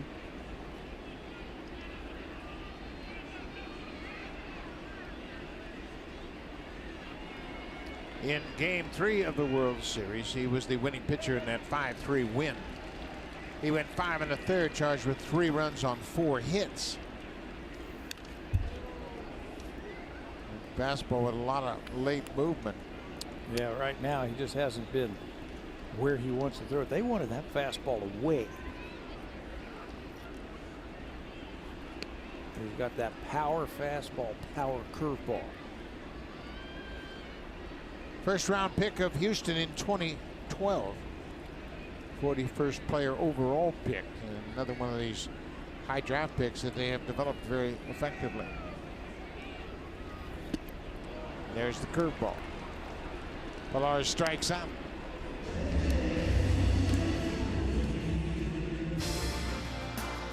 The 2018 Civic Type R, like no Honda you've ever seen.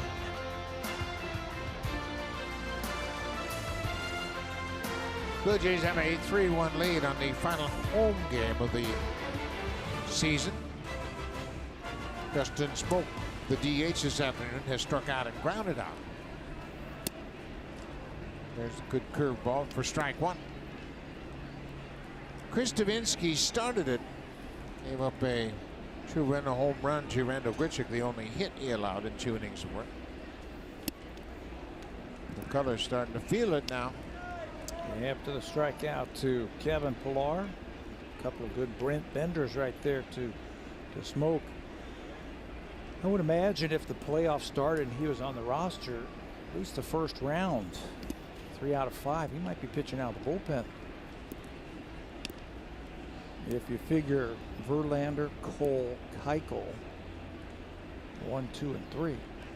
They're going to play Cleveland. Cleveland's got a well-balanced attack. Couple of great switch hitters in Lindor and Ramirez. Brantley lefty, Carnasona righty, Alonso a lefty. They've got a very balanced lineup. And you got Charlie Morton also. You got to figure him into the equation. So one of those guys is going to pitch out of the bullpen. You know, if Cleveland ends up pitching or hitting Encarnacion, Donaldson, Gomes back to back to back, I mean, that's where going to the bullpen and having this kind of arm come out of the bullpen to get you through those tight innings might come into play. Ground ball pulled into the shift. That's Tony Kemp from right field. He throws to first and Smokes retired. Charlie Morton is scheduled to pitch on Sunday, final day of the season, at Baltimore against Dylan Bundy. Morton is 15-3. He left his last outing in the first inning with a shoulder problem.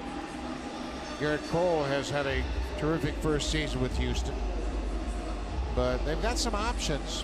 Dallas Keuchel, former Cy Young Award winner, picked up the win here on Monday night. What do you do with Josh James, who is sitting right there? Well, I tell you what, as good an arm as he has, I don't know if he makes the postseason roster. This is popped up off the bat of Grichuk. Kemp going back into the outfield. Second baseman makes the catch. Houston pleased with that first inning from Lance McCullers Jr.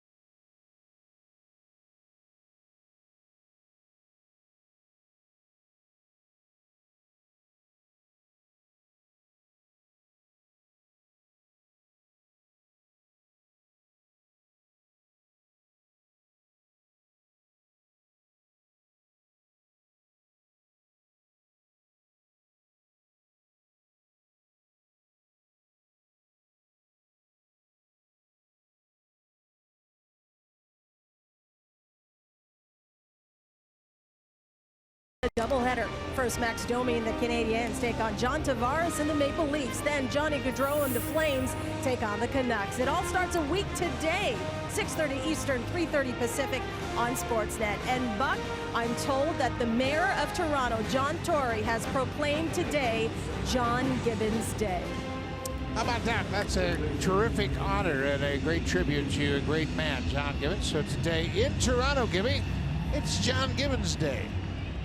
So you can acknowledge that. I mean, that's quite an honor to be honored to name a day in a large metropolitan city. That's how much he has meant to the city, the fans, the people. Ryan Tepera, for the 67th time now, will come in and become the 5th pitcher of the Blue Jays this afternoon. He will work the 7th inning. Deliver the first pitch strike to the third baseman, J.D. Davis. Davis has flied out and walked.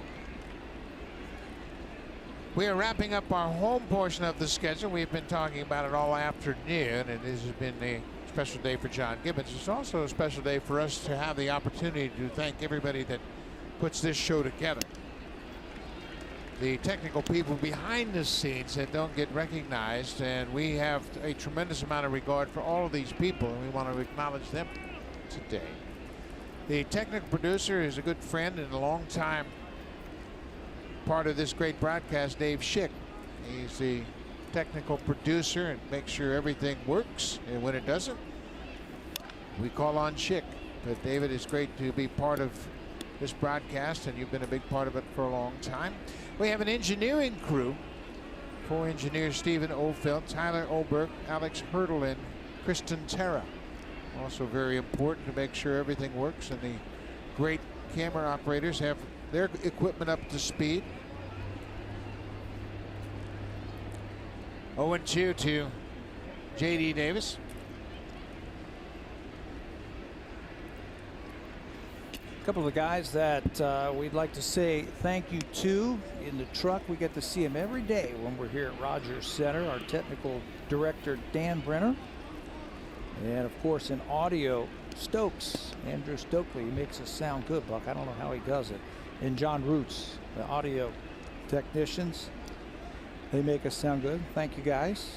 And also a big part of our broadcast, the people in the booth that help us with our audio. Mike Hayes is here with us every single day. He does a terrific job. Along with Sean Matthews Jones and Miles Carlisle. They're the A2 people that bring this great sound, all the crack of the bats and all of the umpire calls you hear because of the great work of the audio department. 1-2 to J.D. Davis.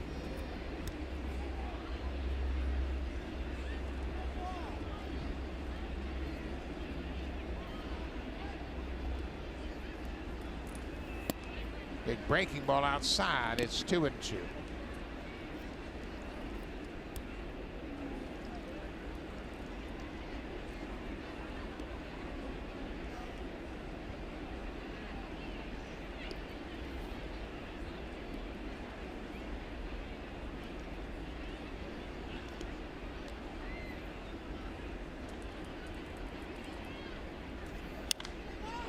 High pop-up, that's going to reach the seats.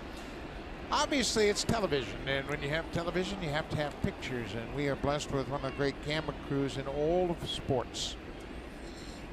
So many of them, they all love their sports, and they cover a lot of games, but they've been with us for a long time.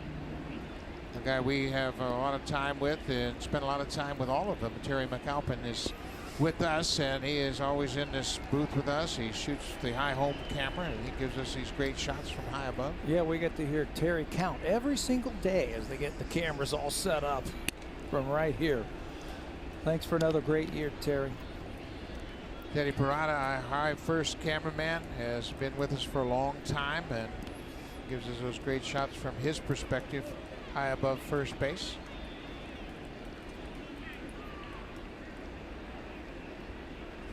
Full count. Upstairs, ball 4. Put in at bat by Davis. 9 pitches and another leadoff walk. The last time they had a leadoff walk, he came around to score. That was Marisnik back in the 4th inning. Another great cameraman that travels with us is he's going to wrap up his baseball schedule today. Todd Monroe. Martin Murphy's been with us a long time. Martin and I go way back, and he is a low third cameraman. Ground ball to third. This could be 2. That miss Diaz to Birdie. Back to first. Double play. Max Stassi grounds into the 5-4-3 double play. There you go. Yeah, leadoff walk. You can see that Ryan Tepera was upset with himself after walking that leadoff batter. Davis come right back and make a good pitch. Little sinker on the inside part. He hits it off the handle. That's an easy 5-4-3 around the diamond double play turn by the Blue Jays. 136 of them this year they have turned. More of the great camera personnel that work on these broadcasts. Tim Coughlin, Ryan Cooney, Stephanie Dunthor, Willie Lipko. Longtime camera people that have done a great job with us, and we've all worked together for a long time. We appreciate all your efforts, and you are always putting us in a great position to look good. I know they're working, but I'm waving to every one of them. Again, we get to see them every day and get to spend time with him. We got a great crew. There's a base hit just inside the line. Miles Straw can really run, but he's going to be held to a single. Nice play by Brando Grichuk. That would have been a perfect time to do that play we were talking about just earlier. A young player, very excited. Grichuk got over there, and if the catcher goes up behind him, watch the large turn over there at first base. Rowdy stays out of the way. But if someone had snuck up behind there, they had a shot at getting him at first base off the end of the bat. He's thinking about two. Watch the turn. Boom, right there. All you got to do is follow that runner, and there's an easy play there. Did you see the first base coach? He wasn't looking. He was watching the ball. Yeah. Oh, it doesn't happen very often. It used to be standard operating procedure. Catchers would follow the play. Jake Marisnik takes the first pitch strike. Another great camera operator on our show, Paul Ang. He operates the RoboCam that's positioned high on the screen behind home plate. Give you the great perspective of that shot right there. There goes the runner. McGuire can't find the handle. So Miles Straw has his first base hit, has his second base hit. Now he's got his first stolen base. Well, we mentioned that he could really run. This season in the minor leagues, he had 70 stolen bases, was caught only 9 times, and he's not going to stick around long. Look at the stride as he makes it easily. 35 stolen bases in Double-A, 35 more in Triple-A this year. Stealing bases is a hard thing to do. First of all, you have to have the physical skills to do it, but it's taxing. Your body gets beat up. Imagine all the times you dive back into first without having a stolen base. And then 70 stolen bases, how many times you slam hard onto that infield dirt stealing a base. Ricky Henderson talked about that a lot, how taxing it was just to get back to first base. So Straw is stranded at second. Tapera gets a strikeout, then ends the inning. We'll go to the bottom of the 7th. The Blue Jays with a 2-run lead.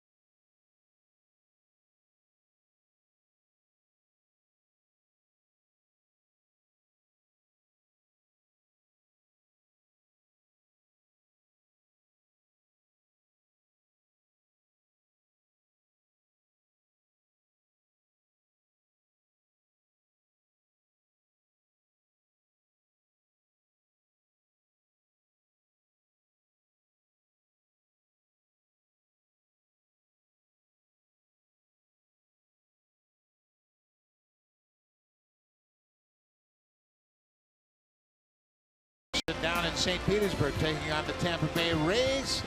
Velez and his young core of Blue Jays will take on Blake Snell, who is 21-5. Thomas Pannone at 4-1. A rookie lefty will go to the mound. That's the first of 4, final weekend of the season. The Blue Jays will be in Tampa Bay to take on the Rays.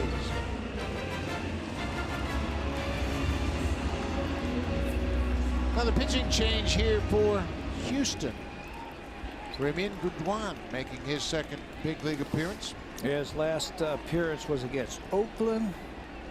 This is just a couple of times this year, second major league stint this year. He was also up here in June. He has pitched against the Blue Jays. a couple of times last year. First fastball up and in. He's thrown an inning in the third against the Blue Jays. He's given up 3 hits and a strikeout. Another one of those hard-throwing pitchers out of that bullpen. Rowdy Tellez, the first baseman. Sharp breaking ball for a strike.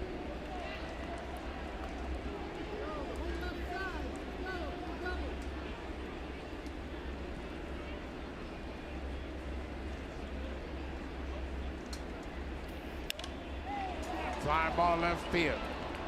Kyle Tucker, the left fielder, waits on it. 1 away.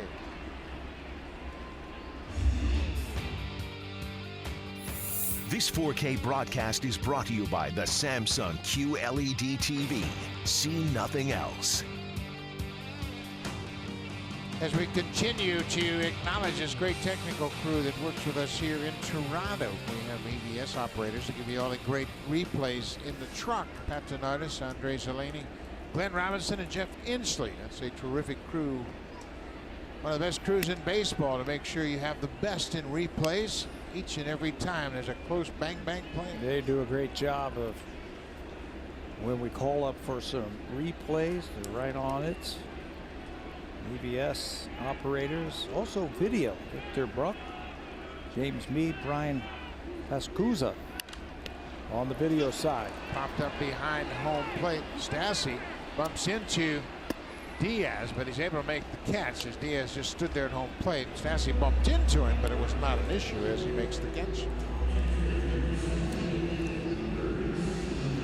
As a hitter, sometimes you're not sure where the ball is, and you get caught looking for it.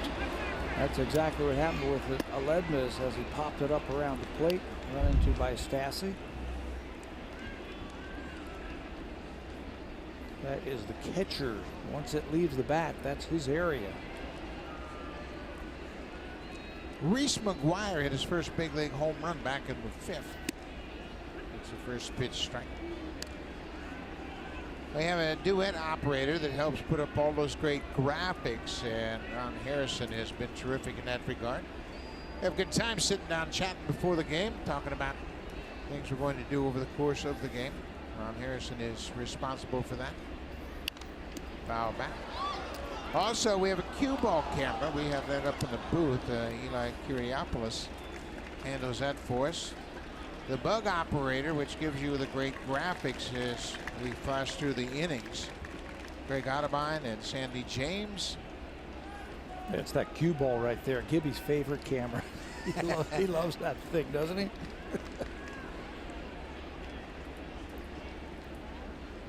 Oh-2 upstairs. And finally, and certainly not because he's last on the list, but he's one of our favorites. He does a great job with us, handling all of the crew throughout the course of the day. Jake Clara, he's our runner, making sure we have everything we need. Brings us a look out, Reese. Jake Clara brings us the notes, brings us a cup of coffee every once in a while, keeps everybody linked together during the course of a ball game. Jake, thanks for another great season, and thanks to all of our technical staff here at Rogers Center. And organized also. We forget a lot of things here. Jake takes care of us, so I want to thank him and everybody else for another great year. We get to work with some wonderful people, don't we, Buck? Some of the best in the business, and they enjoy their work as well. McGuire hangs in against that high breaking ball. You know, it's a long season. We talk about it each and every year, opening days. And man, 162 games. How are we going to get through it? Now we got 3 left. John Gibbons, this is his final day as the Blue Jays manager here at Rogers Center. He'll manage a 3-game series in St. Pete. Upstairs. Said the biggest thing he wanted to do was win his final game. Blue Jays are winning late into this game by a couple of runs. Now it's up to that bullpen. It's like Tyler Clipper's going to come in and pitch the 8th inning for Toronto. 3-2 pitch. Called strike 3. Breaking ball catches the outside corner. McGuire is called out on strikes. We'll go to the 8th. Blue Jays have a 3-1 lead.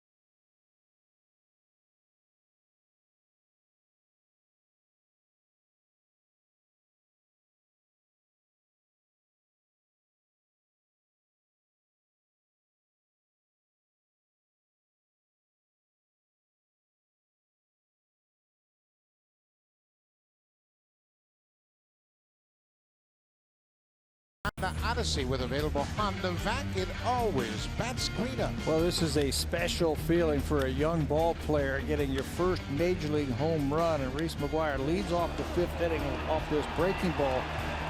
Off of Perez, sends it into the seats for his first big league home run. That is this afternoon's drive of the game. That is also the last hit for the Blue Jays, as Reese McGuire has homered for the first time in his major league career. The Reese McGuire talking to the new pitcher, Tyler Clippard, as they're prepared to go after this Astros lineup here in the top of the 8th. Clippard's had a busy season. Yes, game number 73 for Tyler. He's also has a pretty good earned run average at 372, 67 2/3 innings for the veteran right-hander. He's worked one time already in this series, an inning a couple of days ago. Ryan Presley of the Astros has the most appearances this season in the American League. He's got 76. Jose Alvarez of the Angels is 75, and Clippard's now 3rd. With this appearance here this afternoon, it's 73.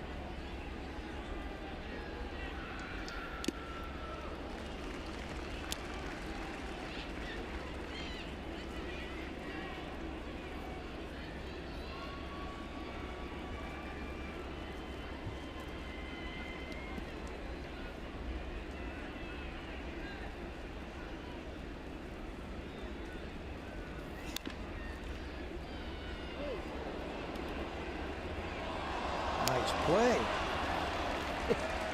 What a nice play by the fans down there. One guy took the brunt of that ground ball, had nothing to show for it. Here it comes, hot one into the stands. Look at the fan coming up behind him. Got it. Oh, he saved it before it hit the turf. Very nice. There's that wicked splitter from Clippard. Tony Kemp called out on strikes. He's been pitching, I think, consistently all year long. 7 saves, 14 holds, 4 wins. There's the split grip, and there's tumbling action on it. Sometimes it'll go to the left, sometimes it'll sink. That time it was tumbling. Kemp gave up on it, and he strikes out for the 2nd time this afternoon. Clippard actually finished up last season with the Astros. Got a World Series ring. He was not on the postseason roster. He made 16 appearances for Houston. He pitched with the Yankees, the White Sox, and the Astros last season. Look out. That was the splitter. He also said that he really took advantage of some of the statistics and analytics that they had. Saying to use his fastball just a little bit more, or use it up in the strike zone. Yeah, I asked him specifically what prompted him to seek out the analytical department. He said, I heard they had a great reputation. I wanted to find out what they think of my pitching style. The one thing they identified was the fact that he had lowered his release point. And he was aware that he had lowered it. He said, I lowered my release point in an effort to gain more velocity. But by lowering my release point, I lost the effectiveness of the splitter and the changeup. So the analytical department of the Astros helped to make that adjustment. You know, that department that you were just talking about, we heard a great story today before the ball game about their statistical analytical department. And it has something to do with one of the greatest Astro players ever. Greg Biggio went to their analytical department and said, can you put some analytics together about my son, Cabin, what kind of year he had? Said he got a piece of paper, like a whole sheet, like an inch thick, of all the things that he did well for him this year. Yeah, they broke down his son's season in Double-A. Oh, called strike 3. Correa had a good look at it, thought it was low. And look at the reaction of the bench. Evan Gattis, he didn't think it was a strike.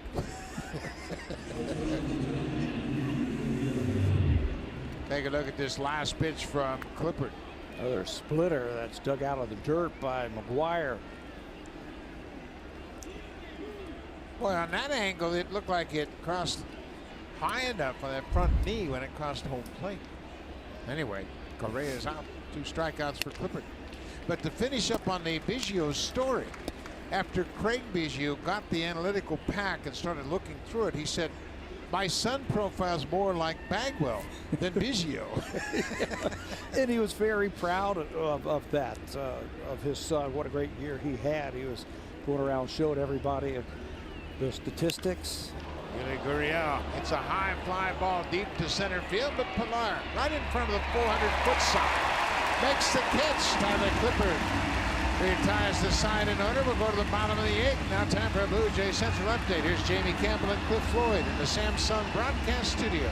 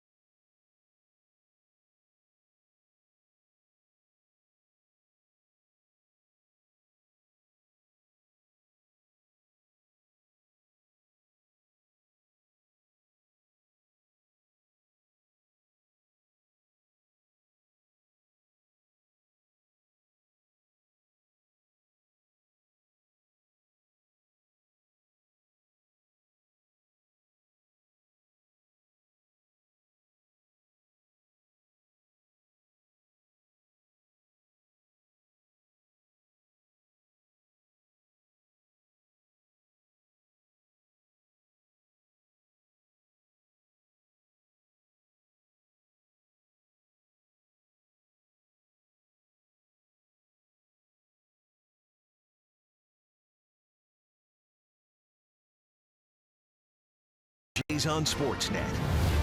Presented by Honda. At the Model Clearout event, the real victory lap is the drive home.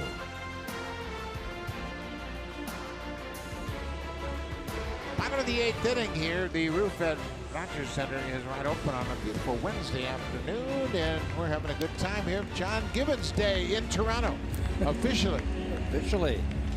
And officially into this game, this is Dean Dietz. He has spent some time in the Midwest League this year, the Texas League, the Pacific Coast League, and now the major leagues as he has climbed the ladder through the organization. A former 11th round draft pick in 2014. He's got a good slider. Of course, he's got a good fastball. I don't think you can pitch out of the bullpen anymore unless you throw 95 plus, which he does. And he also has a good slider. Richard Urania, the number 8 hitter for the Blue Jays. Urania playing at shortstop. That's his natural position. He's played a lot of second base here in this month of September.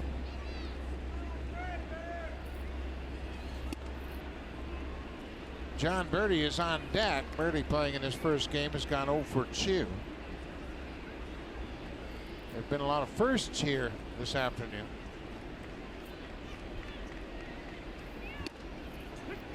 Reese McGuire hit his first big league home run, as you heard the boys talk about in the break.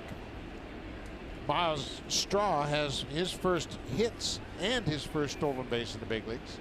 Billy McKinney had his first big league stolen base.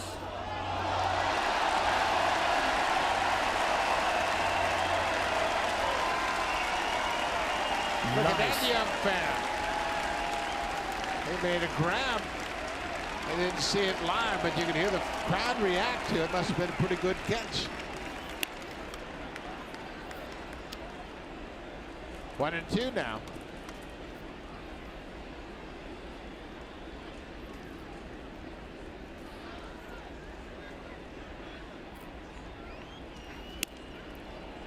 There's that slider you're talking about, Pat. That's the strikeout. First out, bottom of the 8th inning. Urania's 0 for 3. Watch the movement on this. It flashes a 65 on a scout scale. Right off that middle finger, up and down. as Urania tries to follow it through the strike zone. One out here is John Birdie.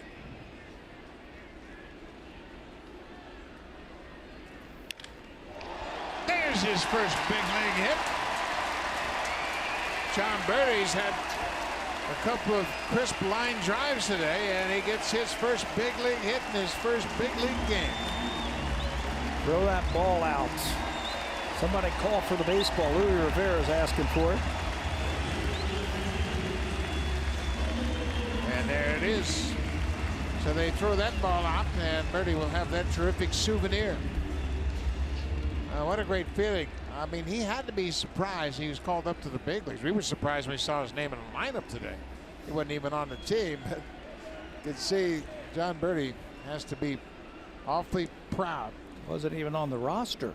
I had to create a spot on the roster to get him up here. Got him on here, and he's had 2 very good at-bats. First time up, he lined hard to center field. This is the same type of swing. Gets on top of this one, and what a joy that is. To get your first big league hit, you know his teammates are cheering for him. They all played with him down in the minor leagues over the last few seasons.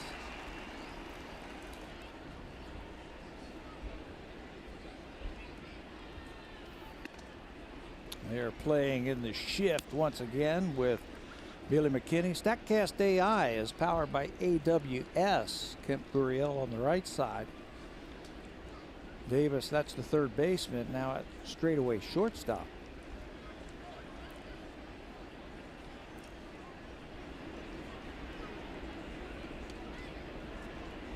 Birdie's running. McKinney hits it right to the second baseman. That's going to be an easy double play.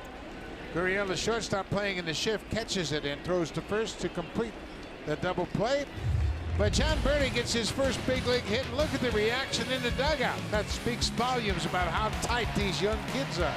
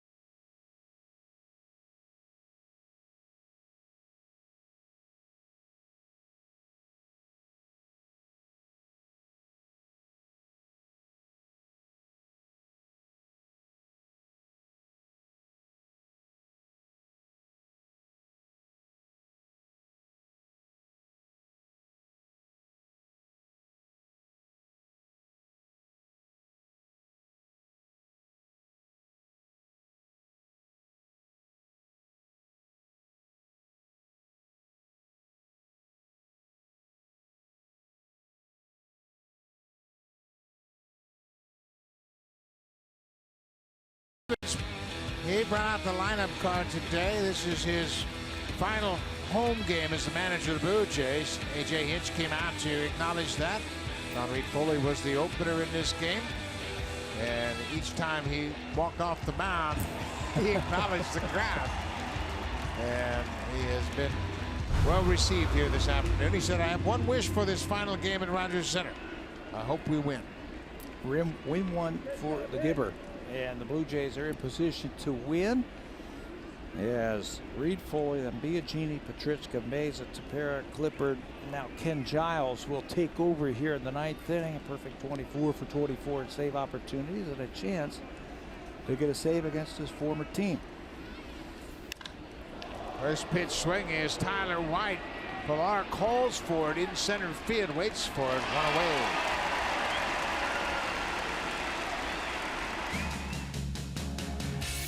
Hurry into Home Hardware's kitchen event, on now until October 9th. Here's how.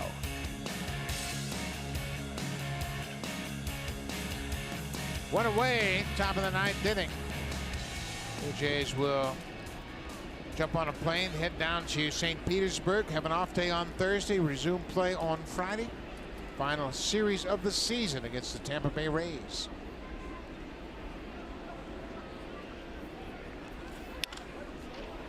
Hit right into the shift. Giles, 2 pitches, 2 outs. Kyle Tucker grounds out.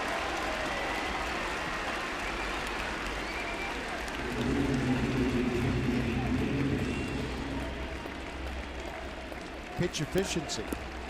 Well, you don't think they know their former teammate? They'll come right after him with the fastball. His slider has been much better. Now just needs one more out to get that win for Gibby.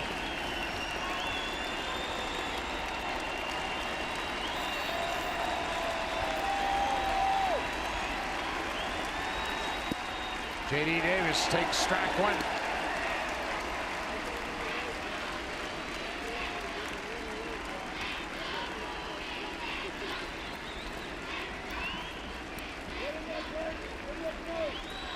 Oh, and 1.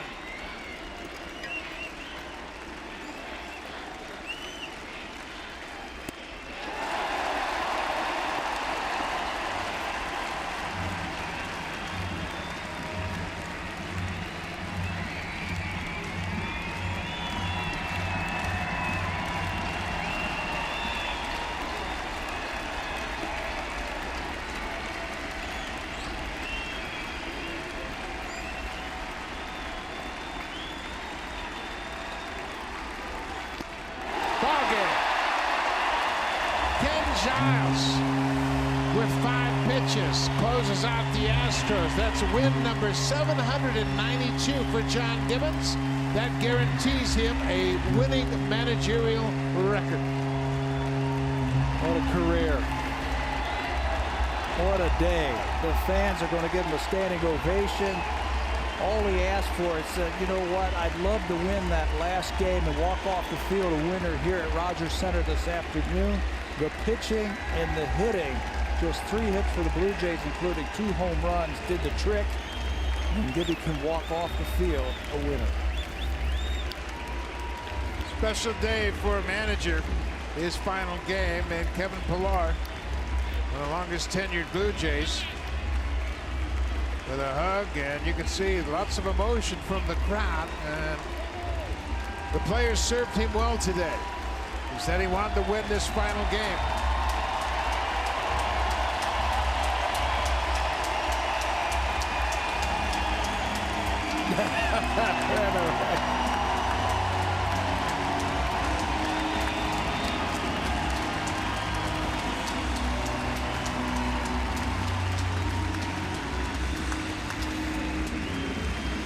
Got the baseball in his hand from the win. Giles, the closer, give him that baseball, and a lot of fans expressing their thoughts about John Gibbons, the manager. And hopefully we'll have a chance to hear from Gibby. It's an emotional game for him for sure. Look at the players still gathered in the dugout. And John Gibbons coming out to visit with our Hazel May. And let's go down to Hazel. John Gibbons, you said at your press conference all you really wanted in your final home game here in Toronto is a win, and they won one for the Gibby. What has the giver, yes. What has this day meant to you, John? Well, Hazel, kind of mixed emotions. You know, I've been here a long time, and I've had a lot of ups and downs. But since I've been here so long, you know, this will be a part of my life forever.